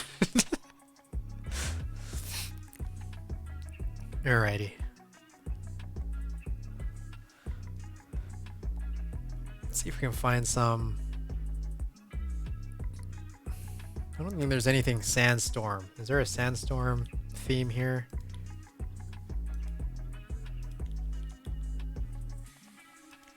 What the? Am I unable? Oh, there it is. Sandstorm. There's no Sandstorm theme.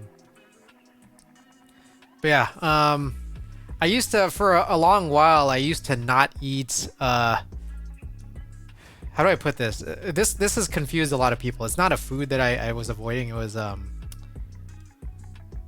I would not eat after midnight if I stayed up after midnight. So like in the span of time between midnight and the time I fell asleep, I wouldn't eat. And I was doing that for like a couple years, and then I went back to the dark side.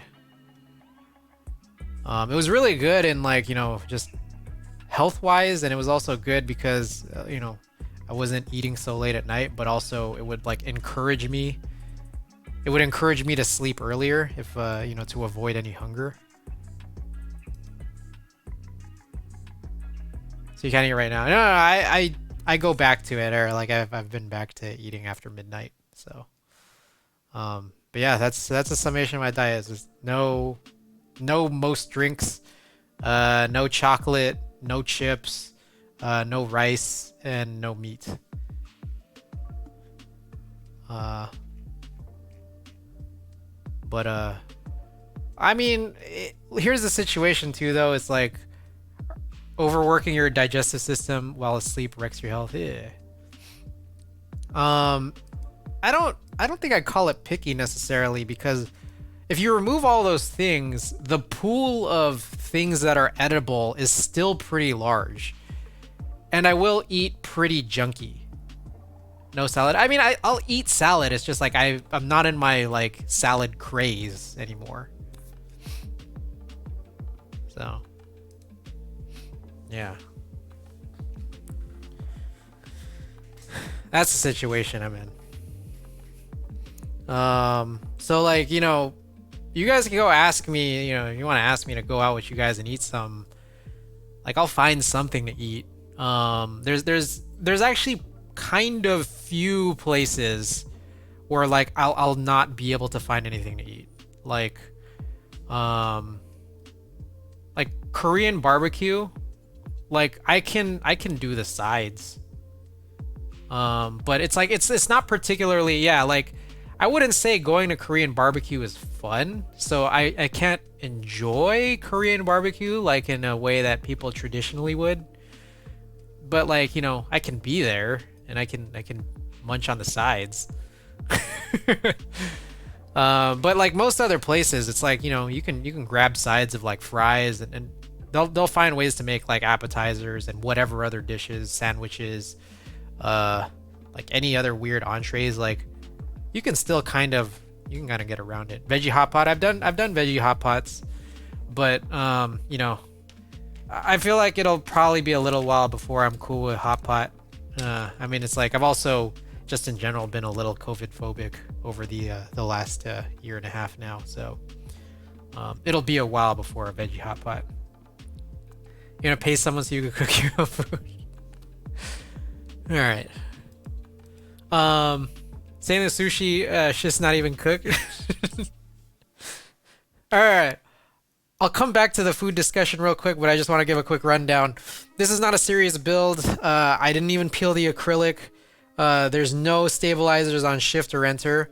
there is one stabilizer that's unlubed for the spacebar, completely unlubed, and it's rattly.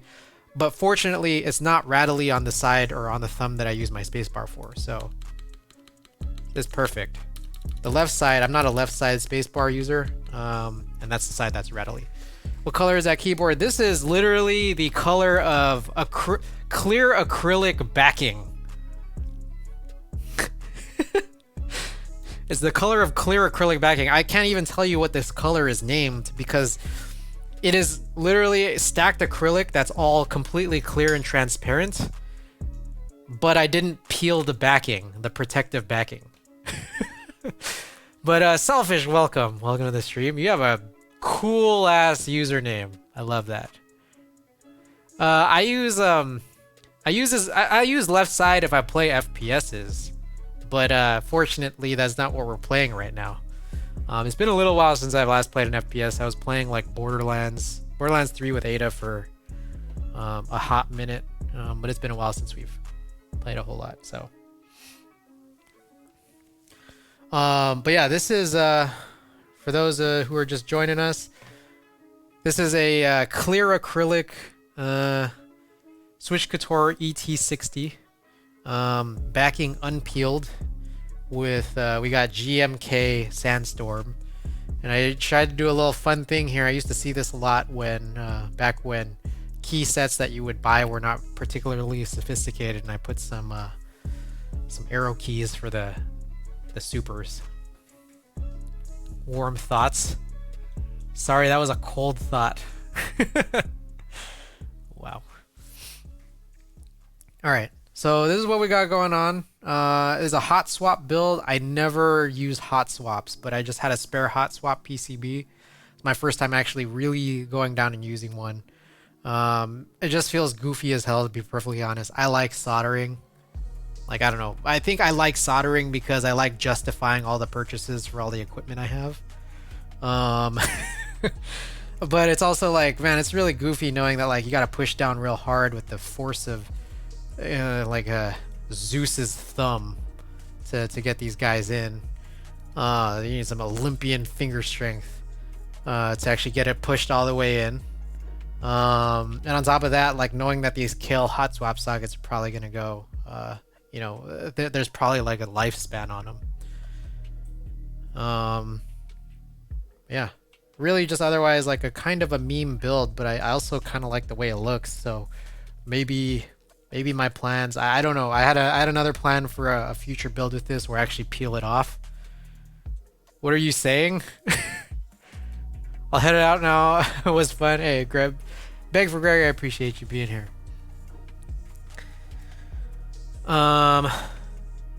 Okay. So we'll run some type tests. I guess we'll run some predictions while we continue talking about some of this stuff. I've been really bad lately on predictions and on builds and stuff, so we're gonna cut the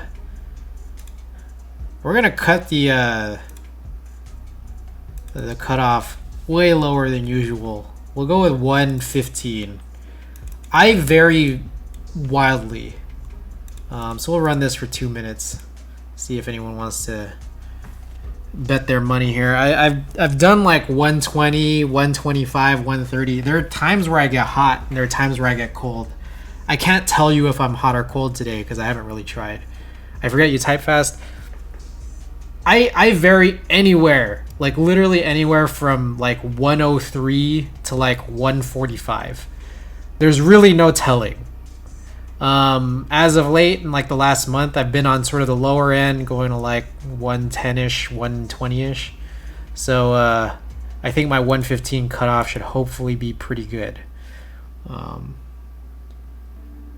I think Frank has been one to learn to doubt me. So.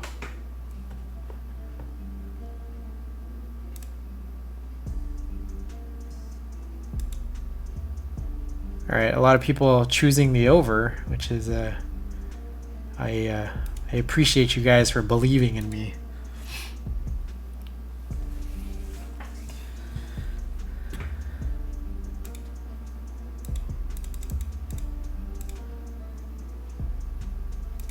believers. Thank you guys. By the way, just as a separate other thing, I do have one more package left open for a reward, an open package reward. So if anyone wants to redeem that, feel free. We'll roll these over. I got packages. Oh, Carrie, thank you. Thank you for doing that. Okay, so we'll open this one up. Last package of tonight. We'll have more packages. There's a chance I might stream tomorrow. But we'll definitely have packages for tomorrow or whenever the next time it is that I stream. 16,000, guys. Thank you. Thank you for lurking. That's pretty gnarly. You have more than me. Coward, how many you got, Coward?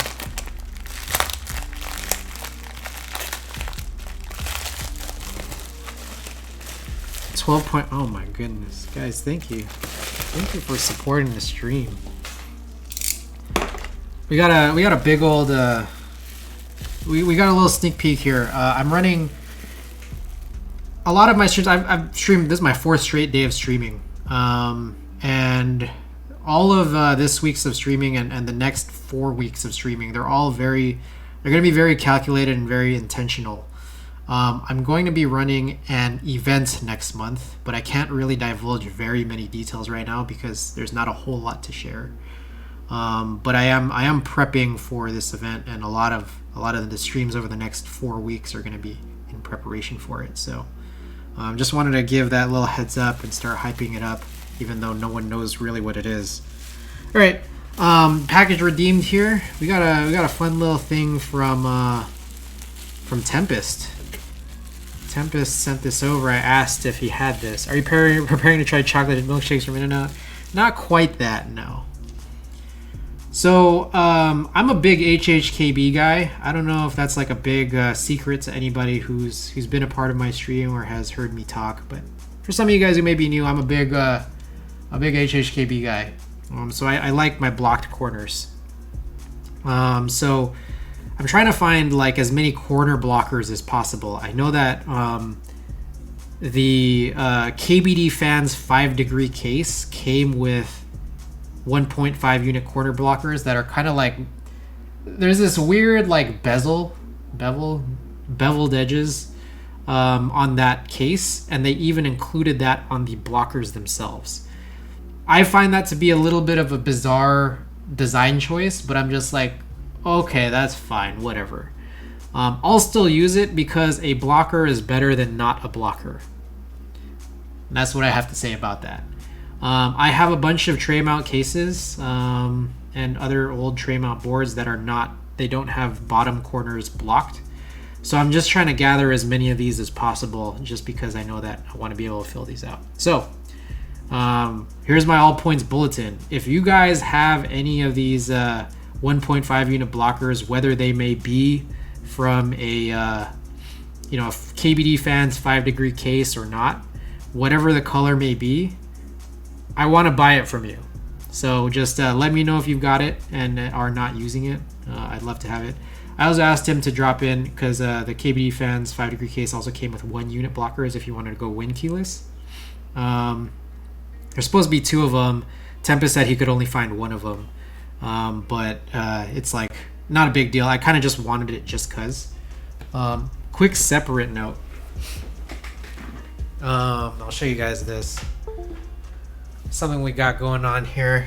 This is my BMEC HHKB custom manued by Reborn 1. The thing about Alice's is I hate how most Alice's have a macro column. I just hate it. Like this is so cool and perfect. The BMEC is like an HHKB version of an Alice. Except GMK Art Collab went, oh, right on. But it's like it's cool, but I hate the macro column. So I'm starting to ask like people to send over all their blockers because I know if I can get these 1 unit wind keyless blockers, I'm thinking that this will fit, but I haven't tried it yet. So something new. Pog. Blue and purple looking. I appreciate that. Yeah. There's a reality to this, which is at the time that I was mounting these keycaps on, I didn't have, so the BMEC design calls for two 2.75 unit space bars. Warm thoughts, got a dip. Thank you for coming by, I appreciate it, as always. So I took two different key sets and then decided to use their convex space bars for it. That's kind of the result of this. So yeah, hoping that maybe what's cool is that this kind of matches, and I kind of wish that I just had more of these 1 unit purple blockers and fill this out, but it's all good. Okay, I totally missed what the prediction was. I guess I could type it in and find out how everyone sort of voted for. We've been like lagging on the actual type test here. Whoa, that didn't work. I don't know why I did that. All right, 86% believe. Thank you. It looks like Frank is the doubter. The typing test. Alrighty, so here we go. Let's get this guy off. Let's turn on. We already have the second mic on, don't we? Cool. All right. Sweet.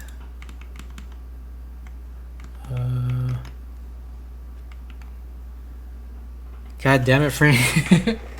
Alrighty. Oh, shh. You guys weren't supposed to see that. That was the wrong one. Alrighty. Here we go.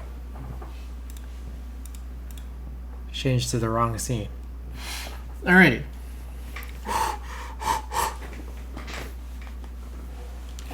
Here we go. Ready, guys? Let's go.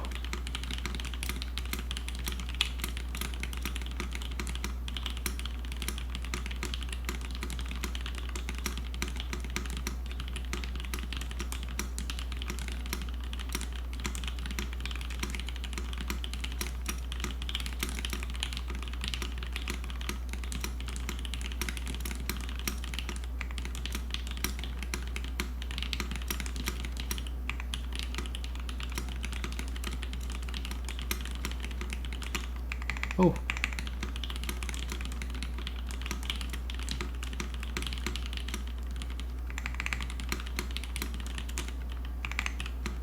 Now of those people.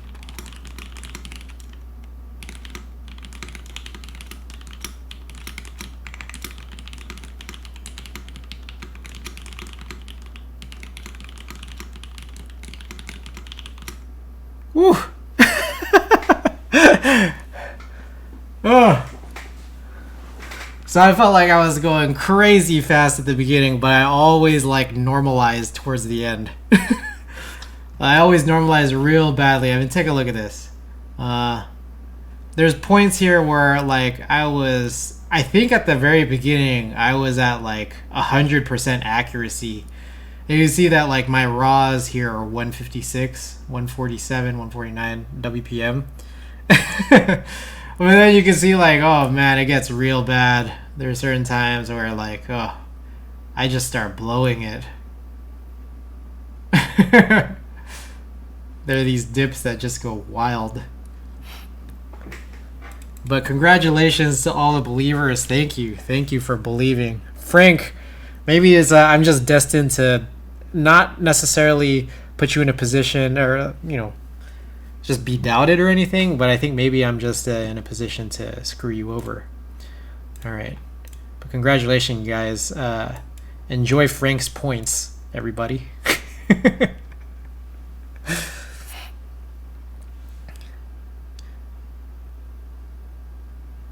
Dude, the contrast on that is so bad. If you don't make it, you should try a different theme. Oh, was this really that bad? This actually like kind of matches Sandstorm. Sweet, got my 12 points. Right on. Thank you, guys. Thank you. All right. We always do a couple more things here. So we're going to do some fun stuff here. Flappy Bird Typing Tutor. And we'll always run like 3 to 5 games of this.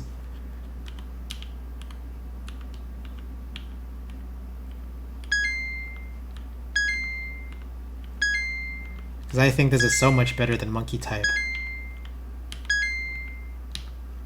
Fuck.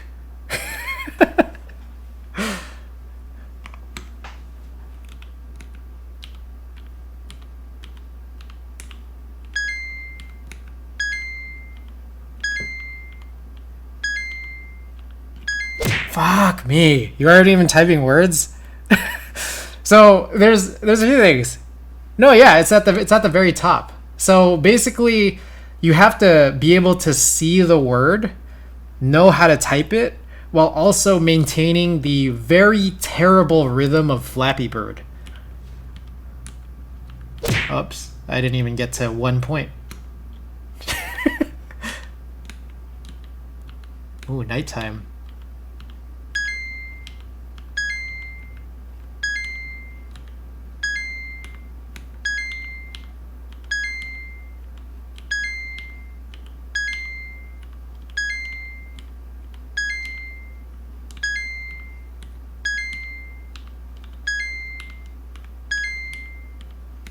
Ah. All right. One more, and then we're gonna switch to the final game of the typing demonstration tonight. Oh my god. Okay, enough. Enough of this. We're gonna go one level deeper, guys. What's this? Mount.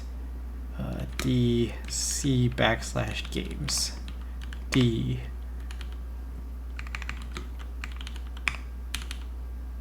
That Flappy Bird one is pretty troll. Alright, what about this, guys? Typing Tutor 5. What was this, like 1991? Alright, we're back at it. Today's date is July 9th, 2012. Alright, we never actually run the lessons because the double spaces after periods is so terrible. But we do play some letter invaders, guys. And so we're going to run this prediction now. We'll have this prediction sort of going along. I think we'll have it go for 5 minutes now. And let's we did pretty well last time, so let's do this, guys. I'll run this prediction for 5 minutes. So you've seen me play this before. Okay, so you know. All right, we got a 5-minute timer on the prediction. Will I hit 90,000 points? There are times where I've hit under 70,000 because I'm just blowing it, but there was a couple times where I hit 100K. So we're gonna do 90,000. And so we'll run this timer for about 5 minutes, and you guys can make your assessment closer to the end of the 5 minutes, if you please. You can just kind of see what the mechanics of this game are like.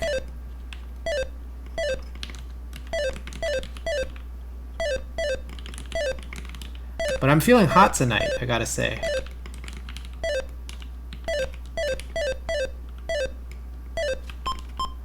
Oh. Proteolipide. Like, you see words like that and that's what kind of fucks you up.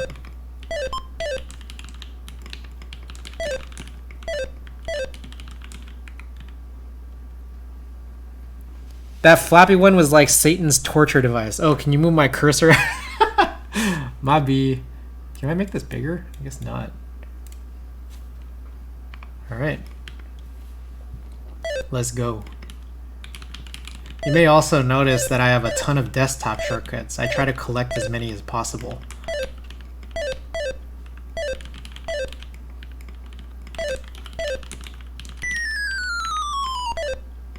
I'm feeling hot today. I feel like there's 90K. I should be able to do it. But if everyone votes for over and I blow it, then all those points go to an abyss. So I see Borderlands, so all is forgiven. Yeah. Actually, I like Borderlands 3, which I think is on the top left on this screen. Borderlands 2, Ada and I were trying to play that recently, and it's like, oh man. Something about this is like, just doesn't feel as good as Borderlands 3. I remember hearing, oh god.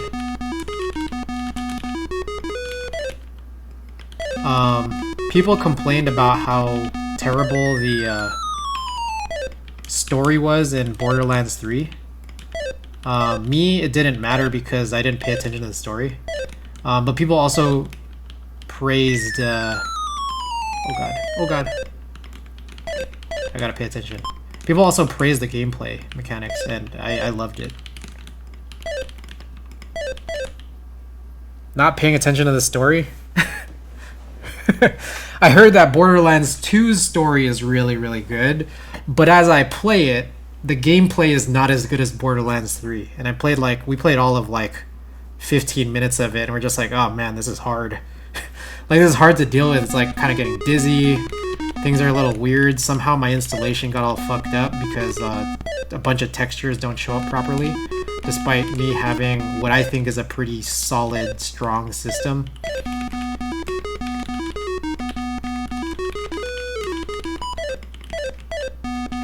I mean, honestly, the only story that's worth following in any game is probably in Typing Tutor 5's Letter Invaders. Just my opinion. Ophthalmologist. Oh god. Oh god! Oh god! Oh my god! That was terrible. I can't spell that word. Oh my god.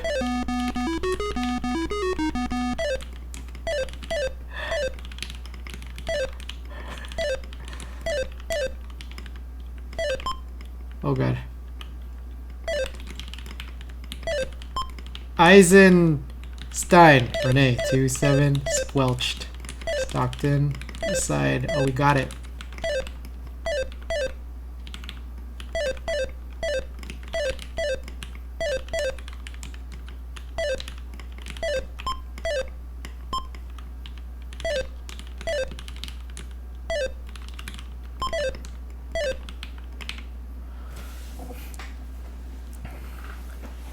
Wait, your name in the upper right, does that say Crid? Yeah, my name is Crid.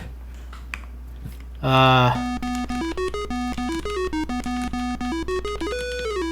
try using Crid as my tag for most games. If it were up to me, I would have used Crid for all of my socials, including Twitch. 8937.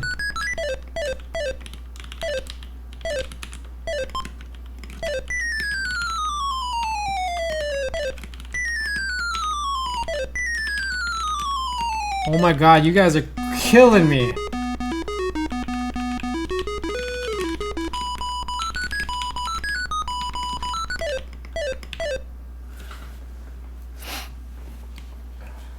This is a pretty good story on this game.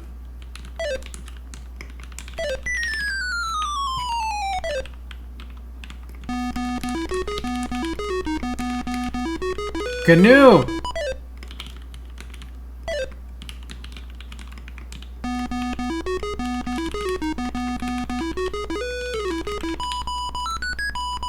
Oh my god. Oh my god.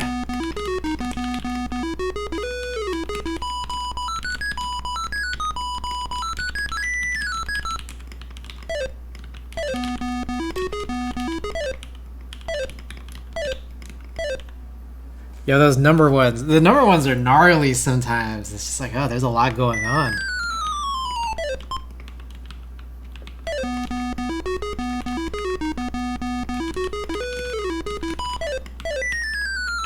Oh my god.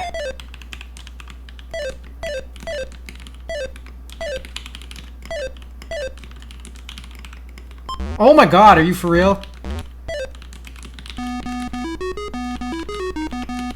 Oh my god, there's a lot of my 73. Oh my god, Pennsylvania.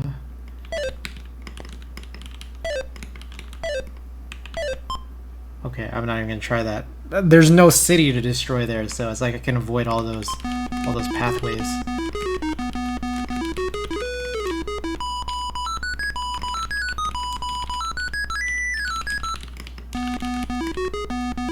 Spiegelseisen! Oh my god. Oh my god. Oh my god. Y'all gotta be kidding me right now with this. These words are like way harder than usual.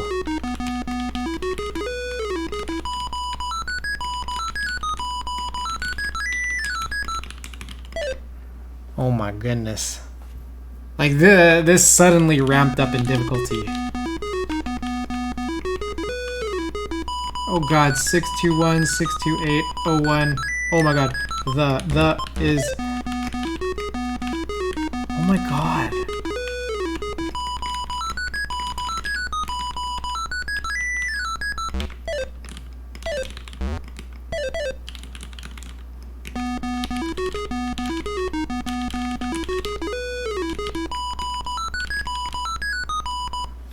Bro. This is... I don't know what's happened here. We're on round 10 and like all the words are like harder than usual on typical round 10s.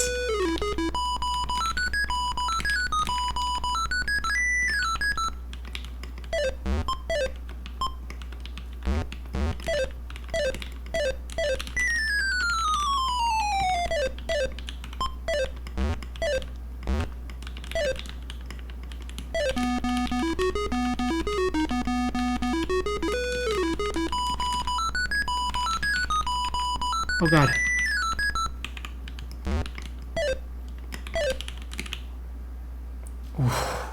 Ooh. Like they're all funneling to 2 areas now. So it's like I gotta be mindful of those.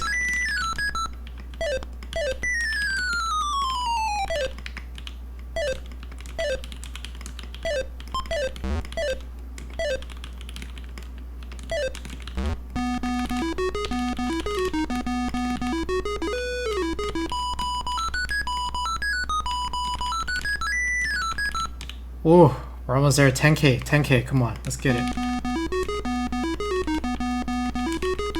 Oh. I'm gonna skip that.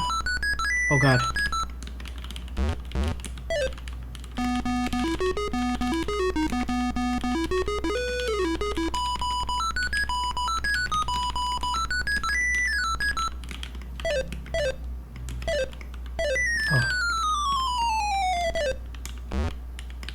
Ooh. Oh my gosh. So also another thing is that if you typo, you not only get reset for whatever word you were trying to do, but you also lose points for typoing. Whoa! That was like off key.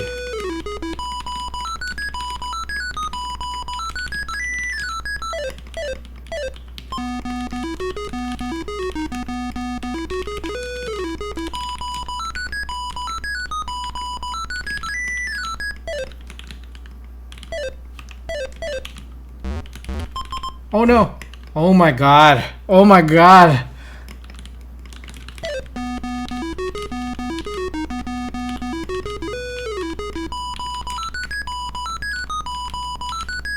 Torsion!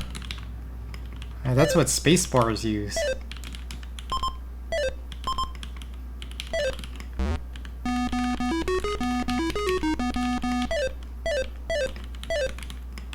Zebu.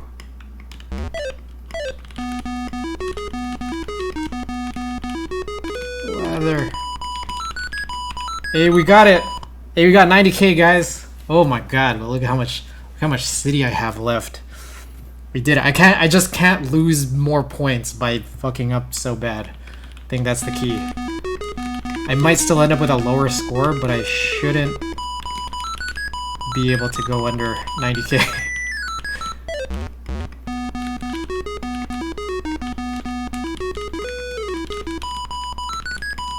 DN.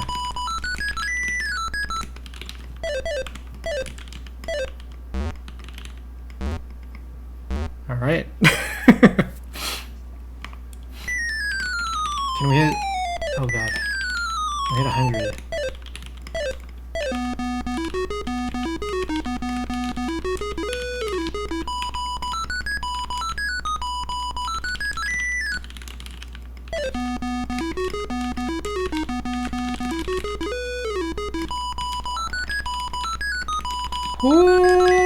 the fucking best.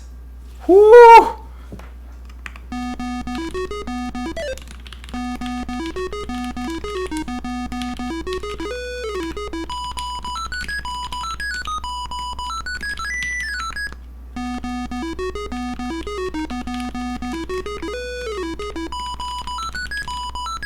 Oh my god.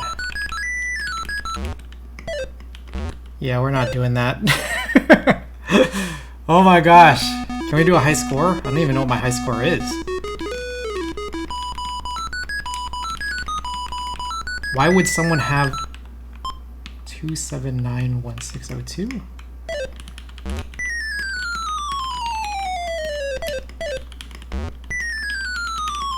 Oh no!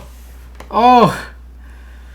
Oh, we had 100K, but that was really rough at the end. I thought I could do it, but my palms were getting all sweaty. Oh, we did it, guys. High score. Hey, that's the day. We got our high score ever. Whew. Oh my gosh. That's just too much. Too much. Oh, my eyes are all dry. My eyes are crazy dry. Whew. Alright, let's get that music back on.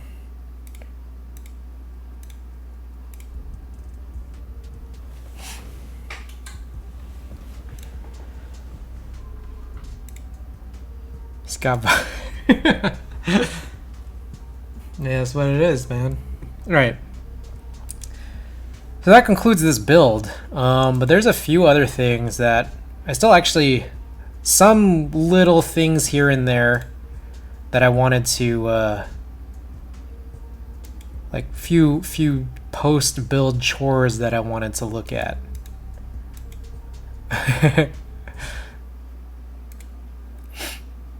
Let's see. So for anyone who was here the other night, Monday night, I completely destroyed a build. Like, not destroyed as in like did well, but destroyed as in the bad definition of destroyed a build.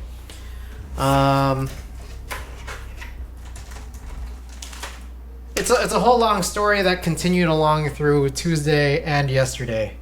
But for anyone who, for the uninitiated, the situation was that I broke a USB connector on a PCB. I tried fixing it, and then it worked for a hot second before I think I shorted something really badly. So that was a huge disaster. So Moon Operator has been coming in here and there. I was wondering if he was gonna hop into tonight's stream, see if we can continue troubleshooting it, but that is not currently the case. So there's still some other things I want to do. So this is a replacement. This is a completely different PCB that I eventually want to use for some of the same, I guess, purposes, if you will. Or like for the same build, but like, you know, it's an entirely different PCB. But in advance of trying to figure that out and destroy everything, I just want to go and check to see that these PCBs, again, in advance are going to work. So I've just plugged this in. Let's go look here.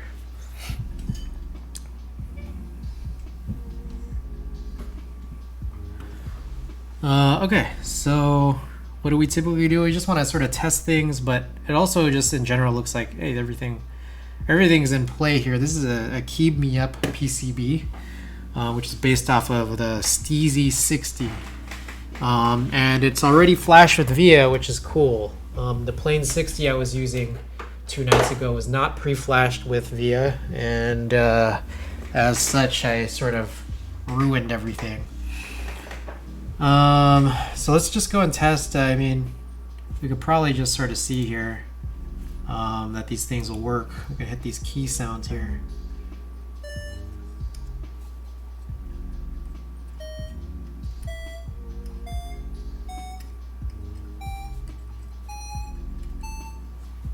Everything looks good. I guess another thing, even before we get there. Let's be this guy. Before we even get there, maybe we should just remap to what I want it to be. Layouts. Split right shift and split backspace. Bottom row. We're gonna end up going probably what? Songon AEK? What split song? Oh, that's cool that this one allots for that. But you would need Alps 3U, which is kind of crazy. That's wild. What are full mods? Oh. You got a lot of layout options on this. Okay. Let's go all over again.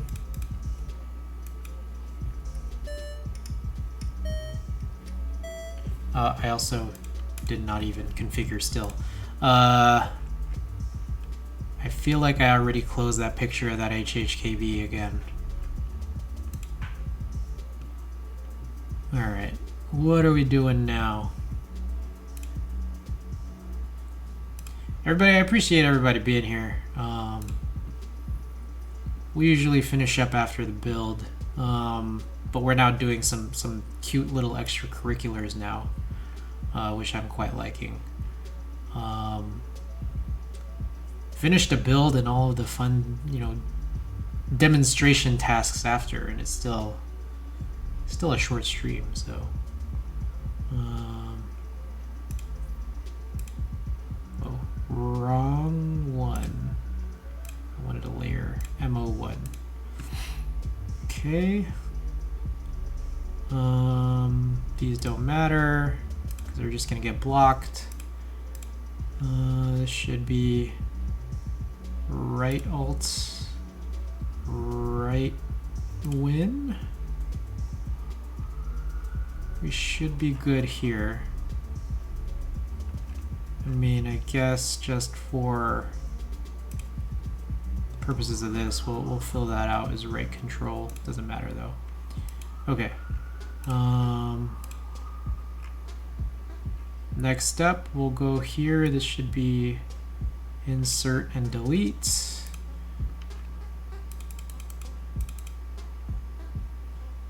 Looking good here. Well, it looks real good, but these guys changed a little bit.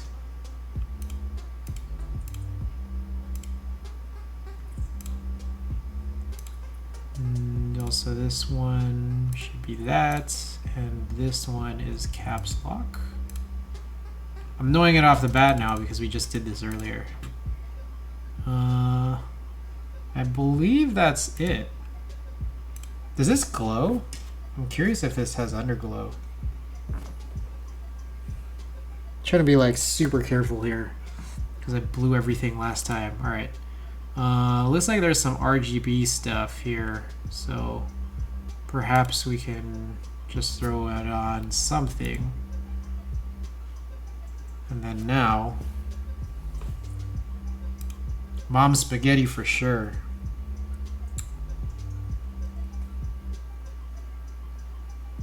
Oh, you know what? We need like what, two tweezers to activate this because it's on a second layer.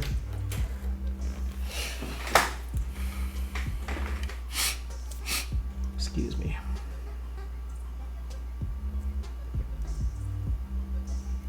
Oh, there you go. Look at that. That now glows after I activated it. That's a goofy. Did I look at this guy?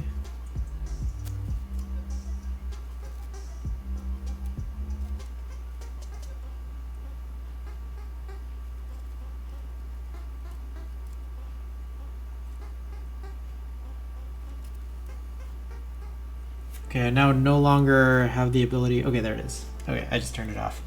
All right, cool. All right. I mean, overall, it seems just everything appears to work. I haven't even done a full test yet. I've been dicking around, but This is hard to do without a plate because I don't know which holes really align with what off the top of my head. So it's like, it's just a little bit challenging here.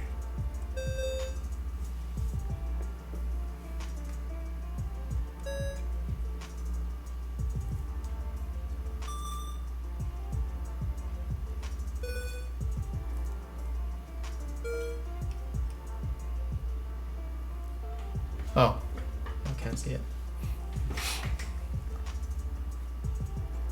It's like, I don't even know if I need to test this anymore, but I just know that this is kind of working and ready to go. So I don't have to do any diddling around to break off connectors like I did on Monday. This is all I really wanted to do.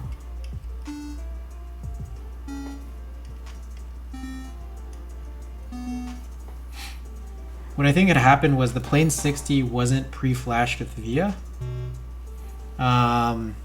So what I was trying to do was I was trying to lift up the PCB while it was plugged in to hit that button at the very bottom to go into bootloader mode.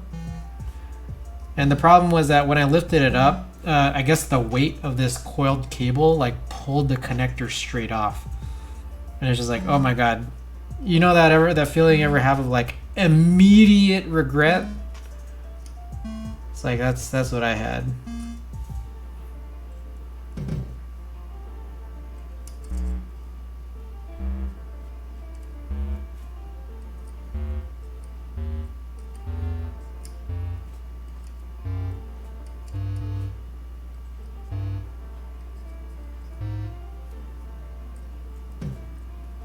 Okay, we already tried.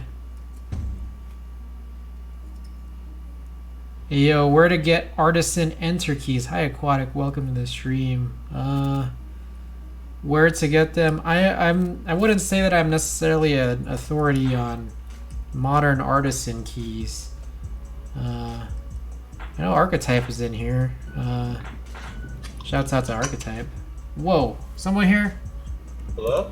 Yo, Andy is in here, guys. Andy, we're streaming right now. Oh. That's cool. I'm on my own. Oh, right on. How's the show? Dude. Sucked ass. It was what? It sucked ass. It sucked? Wait, what happened? Yeah, it was so bad. What happened? Well, like, the openers, the first two, just not my thing. It was like really like heavy metal stuff. Uh-huh. Which I couldn't really get into, and I was just like kind of getting tired. I was like, oh, okay. All right. Third opener, were these guys who were really bad. They were just so terrible. I couldn't stand it. Was it like a black guy and a white guy? No. All right, wait. Is it cool, real quick, if I give a rundown? Because I feel like you in turn, I got some viewers here, like a little out of context. Do you mind if I give a rundown? Definitely. Okay, so yeah. Yeah, so Andy, my buddy from not the same city as me. We grew up in the same city, but we don't currently live in the same general area any longer. But Andy went to a concert tonight, which is super cool because you know, people being able to go back out to concerts and stuff. I'm definitely like anxious to be able to do that at some point. But Andy and my other buddy Alex ended up getting tickets to go see one of my personal favorite rappers, Father. So Father is the head of the Atlanta collective Awful Records. I actually opened up earlier a vinyl from someone else who's under Awful Records, or used to be at least. Her name is Faye Webster. Anyone who wants to see it, just real quick, I'm showing this right here. Faye Webster, like an indie artist, part of Awful Records. I got her vinyl, and I was opening up this package a little bit earlier. Father's like a very alternative rapper from out in Atlanta. So Andy's like talking about how he, had these plans to go to this show with Alex today, and he's had a busy week and a busy day today, and he's coming back here, and that's sort of the context. And apparently, according to Andy, it sucked ass.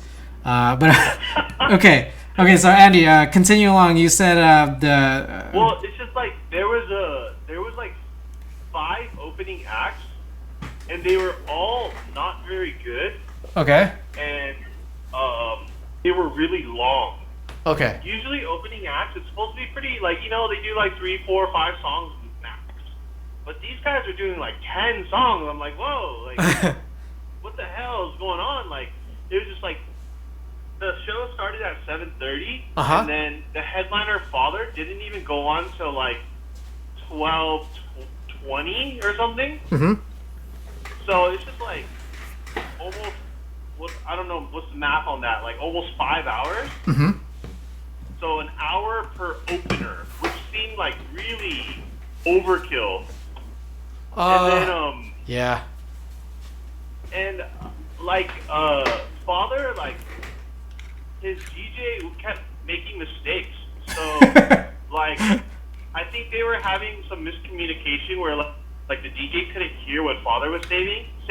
And he was like, oh, like cut the track or da-da-da-da-da, and then like he would like command the DJ to do stuff, but she would just like keep playing the song, or like, I don't know, it was just like a really weird situation where like she would play the beginning of like a banger and then like cut it off, and everyone's like, oh, what? And then he doesn't perform it, and everyone's just like, it was just such a shit show. And his show was like shorter than the openers shows. Okay, it's one of those, I guess. It was so ridiculous. Like, yeah. Cause I don't know, he did maybe like 5 songs, which was pretty much just the same as the openers, I guess. But you would expect the headliner to do more. Yeah, but, well, I don't know. Was it at a pretty small venue?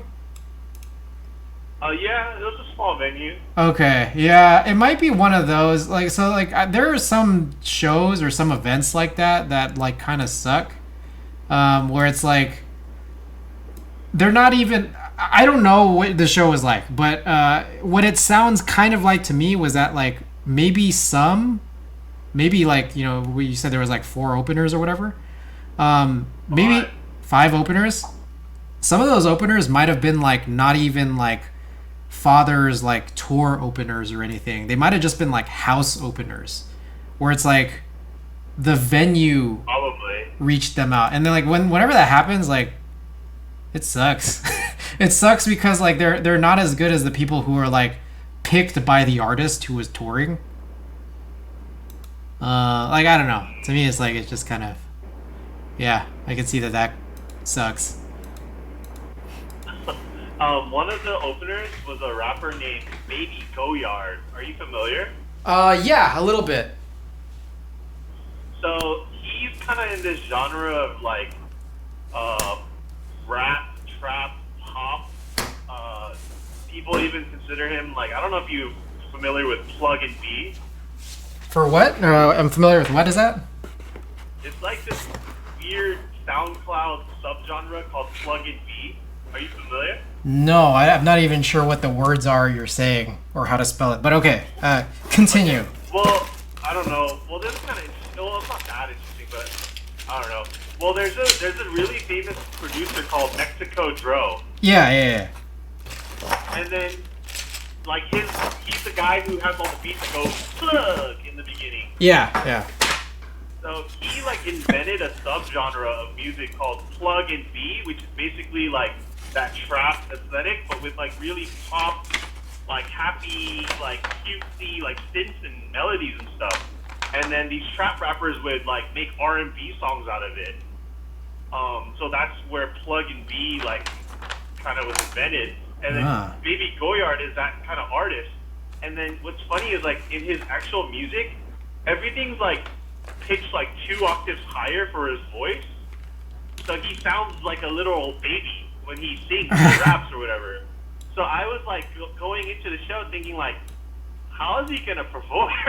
You know, like, is he gonna like try and sing all squeaky, high pitched, like, because his voice isn't obviously normally like that.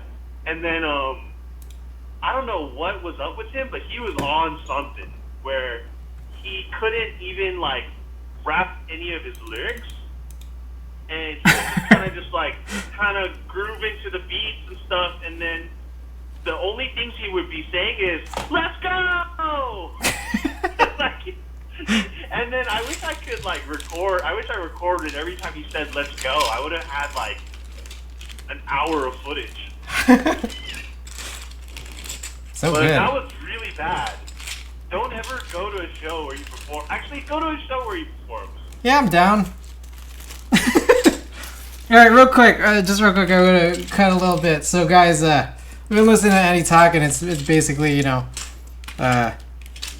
closing time hours. But I've been meaning to do this just little chore here. If you guys are welcome, to come join and watch and listen to us talk. But I'm doing this little chore where I got this keycap set that's like really not that common, and I just want to make sure that everything's accounted for. So feel free to just watch along while I put things together here, and we listen to Andy talk about the bullshit that he experienced tonight. All right, Andy, continue. I'm over it. Like, I don't even want to. There's nothing really much more to say. Oh, I got fucking ripped off buying a drink. Oh my goodness, bro. that was probably the worst part of the show. I bought a Jameson ginger ale, and then they charged me like $25. And I was like, I know you don't really buy alcohol, but like, that's crazy. I don't know.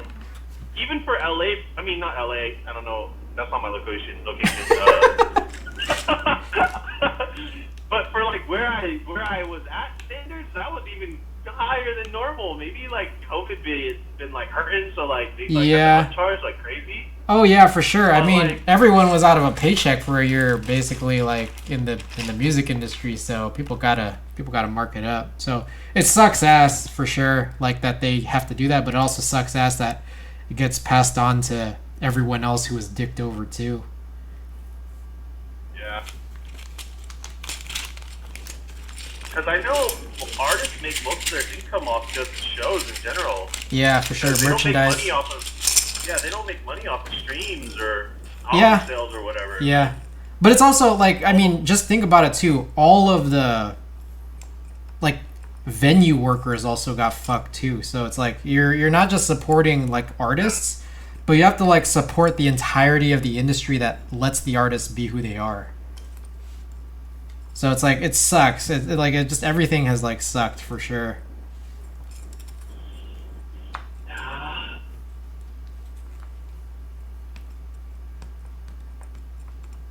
Yeah, I think I'm good on going to shows, man. I'm like so tired. Like I'm at this point where my age where like my body hurts, like putting on a sock, you know. Like, and then and then like my body has to stand for over 5 hours, and my like calves were like shaking, my like feet were aching. I don't know, it's like bad. Yeah. I was so tired, and after like, I don't know, it was weekday. Never again, man. Never again.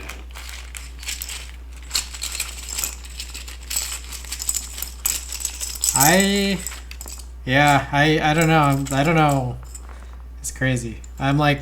It was crazy when you were like going to like 3 shows a week at one point. Dude, there were times where I think there were probably some weeks where I was going to like 5.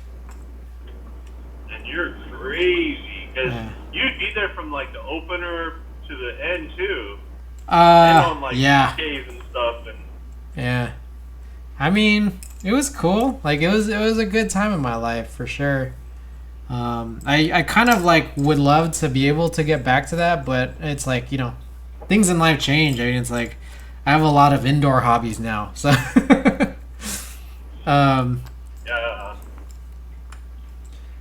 But yeah, I have concert tickets like just over the course of like September to December already paid for. I'm a huge idiot. I actually ended up buying like a concert ticket to actually go see Faye Webster in February, and I totally completely forgot that I already scheduled like a trip out during that time. I'm just like, ah, damn it, I'm an idiot. It's not a biggie. You can just sell it. No, it's actually like super worse than that. I cannot sell it. Because it's like I had it ordered for will call, so it's like someone has to go and like use my like I have to. It has to be me like going and like showing my ID to actually get the tickets at the box office. I'm just like, damn it, I'm an idiot. Why did you choose that option? Just to like save on like the convenience fees and whatnot? Yeah, pretty much. Or it's like, I don't know. I don't know why I do the things I do, pretty much ever. Yeah, I don't know. Well, was it an expensive ticket? No, but it's like I've been buying tickets for both me and Ada, so it's like everything's like doubled now compared to like before. And, well, Frank, yeah, well, Frank says whatever. Frank says we also don't know why you do the things you do. Yeah, I mean, it's not the end of the world. It's not, but it was like $50 for But 2 it is pretty tickets. annoying. Yeah. Like, there's only yourself to blame. Yeah, it's only like it's just me being an idiot for sure. I shouldn't have done that. Dude, I waste money all the time, bro. You know what I wasted money on today? A salad for lunch. That was depressing. Oh man, well, some salads are good, just not all of them. There are places where I can like enjoy a salad, like a tender greens or something like that. But like, there's no like good salad places near my work. I see. It's unfortunate. I see. So it's like, I just have a lot of like really fast food places. So obviously, fast food quality, taste, like there's a huge compromise there. Mm-hmm. Yeah. But I should just make my own. Alright, that's the same size shift. Dude, I fucking DoorDashed a salad from Chick-fil-A and it cost $18. And then like I'm just like, dude, fuck DoorDash, but then also like fuck driving out to go pick up food too, you know?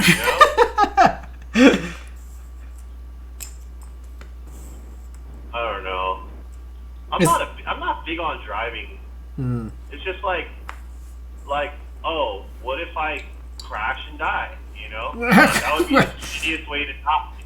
Wow. Like getting some fucking Chick-fil-A, you know? Like, Oh I don't know, I'm a man. very paranoid person.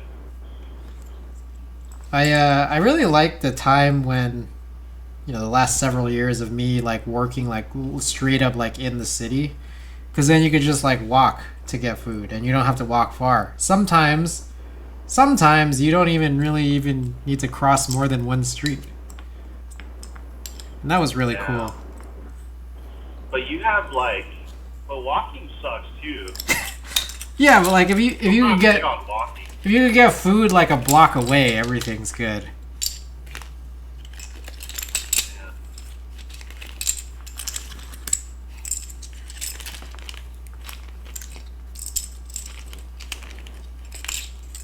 Alright, look at this crazy shit. This is bag number 8, and there's a 5.5 unit spacebar. That's crazy.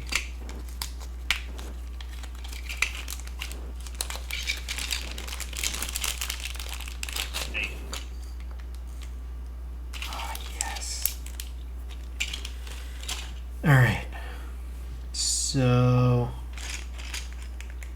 go to bag 7. I think bag 7 should have everything else we want and need.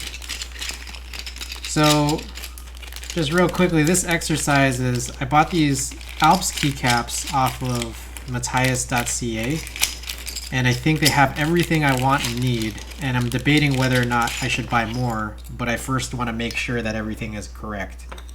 So that's what's going on right now. Anyone curious? To you.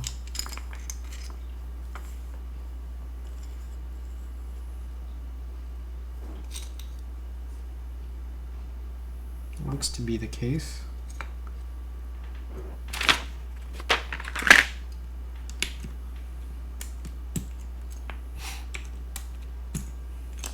I'm like regretting though, like not getting like outside lands tickets. Outside lands is looking pretty exciting. Who's headlining that? There's like, let me check again. So outside lands, for anyone unfamiliar, is the festival held usually, and it's supposed to typically be in the summer, I think, in San Francisco's Golden Gate Park. Let me take a look who's headlining. But I remember there's like Tyler and Young Thug are there. It's like, damn, Pretty cool. that's crazy. Dude, when we saw Tyler and SF that one time, that was one of the best shows I've been to. Really? I'm glad. Yeah, I thought it was awesome. Alex said that if whenever Tyler comes back and tours for Call Me If You Get Lost, he wants to come up to San Francisco to see it. And I really like, it's really interesting hearing like Alex's reasoning for it. I mean, I'm doxing you. So he just says like every time like he performs in Los Angeles, like it's never for like a show, it's for a festival, and like he wants to experience like concerts. So he's just like, well, why not go and visit Chris at the same time? Yeah. Yeah, because it's a lot of work going to festivals, so Yeah. I get it. Yeah. Yeah, Sure. and then when we saw Tyler and SF, there was only like one opener. Was it Blood Orange? Yeah, I think it was Blood Orange. Yeah. And then that was like it, and I was like, cool. Great. Yeah. Okay. Outside Lands 2021. Friday headliners are The Strokes, Tyler the Creator, and Glass Animals. Crazy. Yeah. And then Saturday's headliners: Lizzo, Vampire Weekend, Zoo, and Young Thug. And then Sunday. Zoo is cool. Zoo, I love Zoo. Zoo is like, I'm not a huge EDM guy, but I feel like Zoo's work is like really like the most, in my opinion, the most palatable for me personally. I love Zoo. Sunday Outside Lands is Tame Impala, J Balvin, Rufus Du Sol, and Kalani, and also Nelly. Money is the headliner. Yeah, and Nelly's performing on Sunday too. Yeah. Yeah, so I slept for sure. I missed it, but I was also like, I was teetering anyways because I was just like, I don't know if I'm gonna enjoy like being able to, like at the time I was like, I don't know if I'm ready for festivals, you know.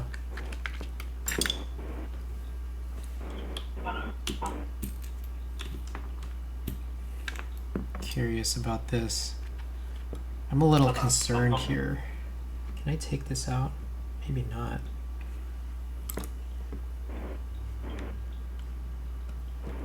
Oh, I can.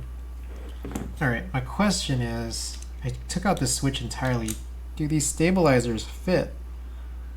And this is terrifying. This is actually legitimately terrifying. I don't think these work with standard 7-unit stabilizers. They're like slightly off. So I think that the intent here was for you to use this on CoStar. So this is actually like, this is actually fucked. God dang, that sucks. Hold up. Is this really true? Because if so, that's fucked up.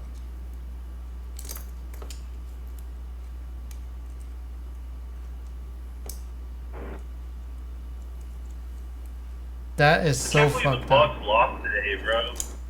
The who? The Bucks. Oh, the Bucks, yeah. Ah, bro.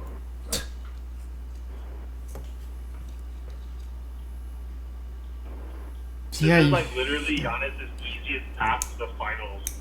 yeah, but dude's playing hurt. He's playing hard, but he's playing hurt. I know, but everyone else sucks.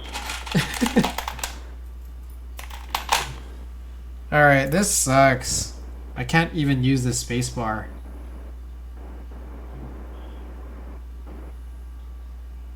There is like an alternative, which is, I think what I can do is, damn, that sucks.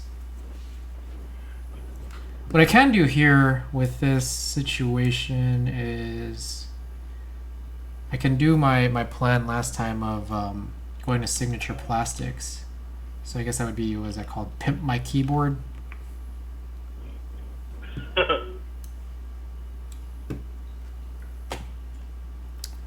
And I think that they have like just spare MX 7U space bars that like I just have to find a color match for. This is just like a really bright white, but I don't know. Like there's probably different shades of white. Have you considered making a keyboard TikTok? It's crossed my mind. But I think a big problem with that is that I have to get on TikTok. I know that there's like a lot of keyboard TikTokers out there, right? Like you've probably been seeing them. I mean, I see videos on my feed all the time just because my phone probably is listening to me talk to you about keyboards. I see. Because I don't search anything keyboard related at all, and like my feed is like flooded with people making custom keyboards. Interesting. Like, wait. It's say this whole thing again one more time. Because you think your phone is listening to you? Because I don't ever search anything related to keyboards. Yeah. The only time I talk about keyboards is when I'm talking to you or talking to you on your stream or so whatever. So it's definitely listening. But then my TikTok feed is curated to like what I quote unquote like. Mm-hmm. Usually videos from people that I follow and people that I'm associated with the people that I follow, and like I'll like a post about basketball or whatever, and I'll get basketball videos. But then like one out of 8 videos it'll be a keyboard video, and I'm just like, why? And it's like it's not a coincidence because it's every day, and it's like I don't know. It's just like it's kind of I mean I'm used to it because like Instagram ads are so like targeted. Yeah. So it's like I feel like it's the same thing on TikTok. Yeah. People love that keyboard ASMR shit. That's basically all the viewers in here right now, right, guys? I don't know. For me, it's chill. I just like collecting.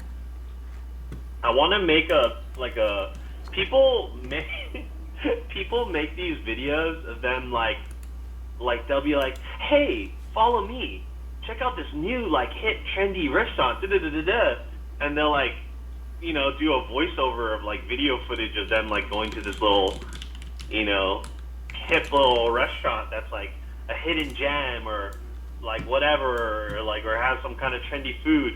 Like I want to do that and speak really seriously, but about like Jimmy John's or like Jersey Mike's. Do I it. think it'll blow up. Have you ever you've posted on TikTok before, right? Yeah. Do it, man. It's time. What if I get famous for doing food reviews? That's a good thing, right? No, it's not. It's not. I don't want to be famous. Too much pressure. But then what I'll do after that, I'll sell you my account. Just post TikTok stuff. I mean, keyboard stuff.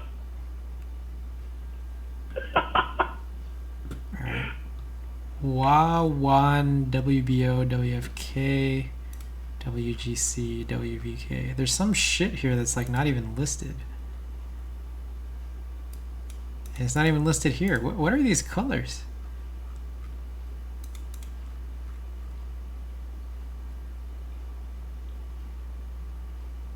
WBO, WGC, WV, WFK.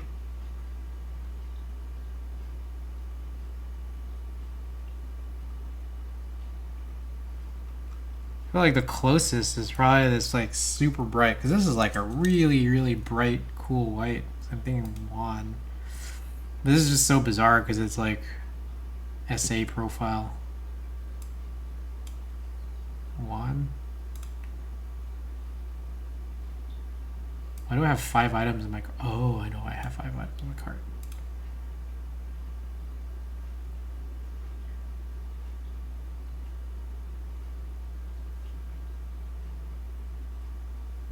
One.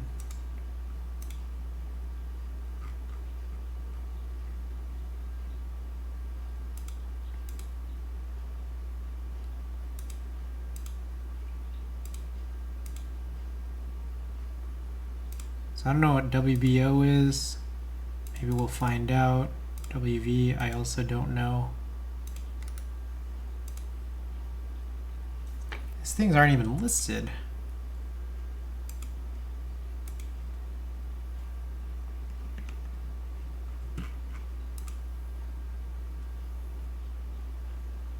Had some other, oh, it was my DCS. Why do I have, oh, I know I have 4. Okay.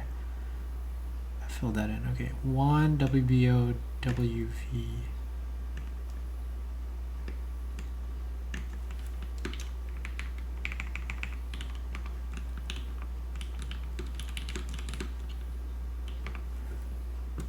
Shit.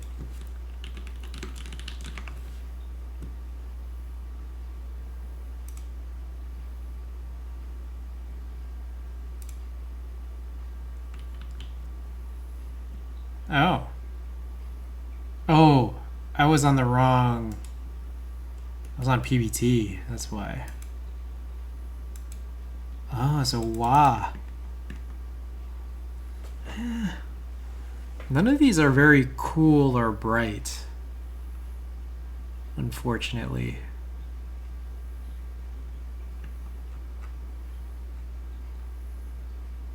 Oh, I also realized my music's been off for a long while.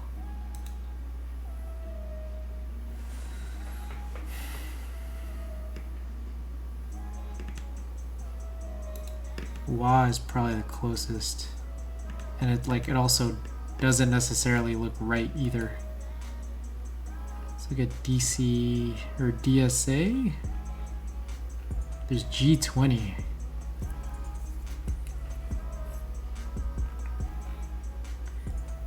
What a sad discovery here, that we can't even use these space bars with these stabilizers. These molds are kinda trash, if I gotta say so myself. Let's see.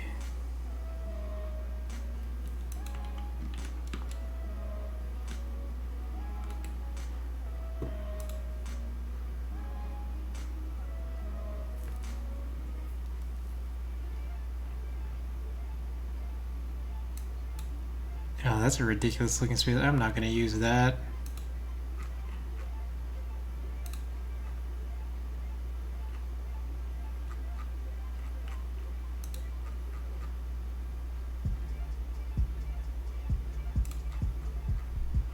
WFK, WFO. So WFK seems a little more accurate. DSA. But I'm also just looking at these random pictures online.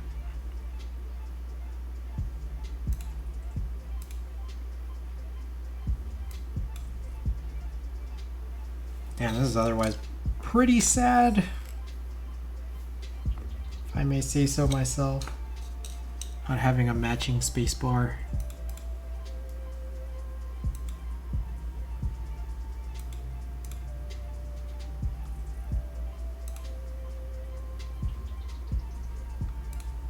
Yeah, I'm pretty certain WBO ain't gonna be it.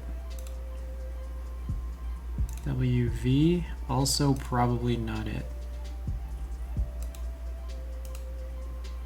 I'm just gonna buy a shitload of space bars, I feel like. NN, is NN like their darkest?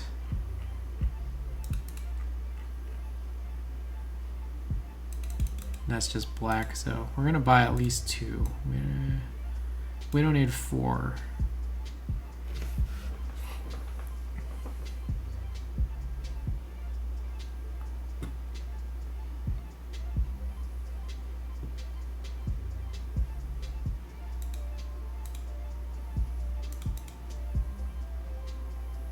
Damn, I really wish they had some 7.0 white, but they don't.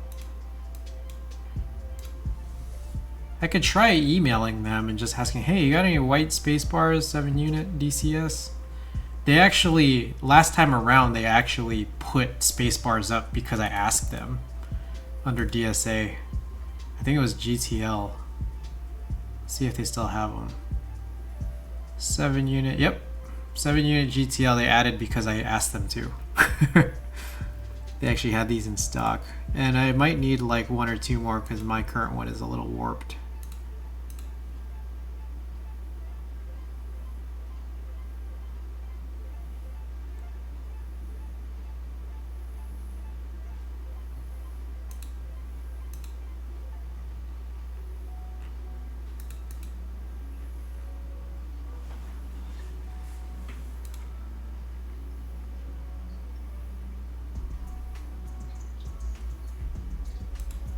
Guess we'll just kind of see, yeah? We're gonna need some of these.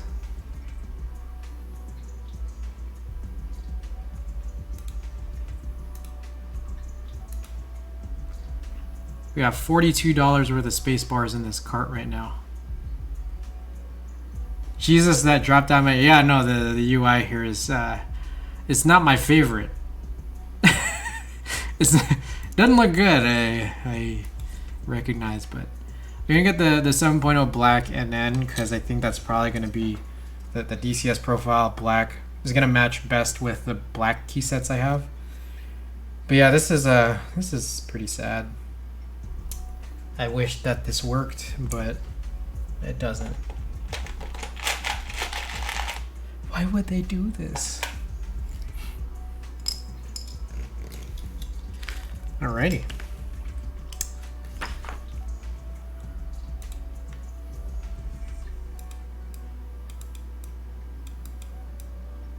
Alright, I think that's pretty much it for tonight. I think we did all these tasks that I wanted to do. A lot of it, it's fun. It's fun being able to do this because a lot of it is just like me doing some prep work, some R&D and all that. And it's like I'm also glad I'm doing it like now rather than later. It's like I'm not even using this key set right now, but it's good that I've checked to make sure. Well, yeah, we're gonna have issues. That's so sad. Why would they build that like that? That's crazy.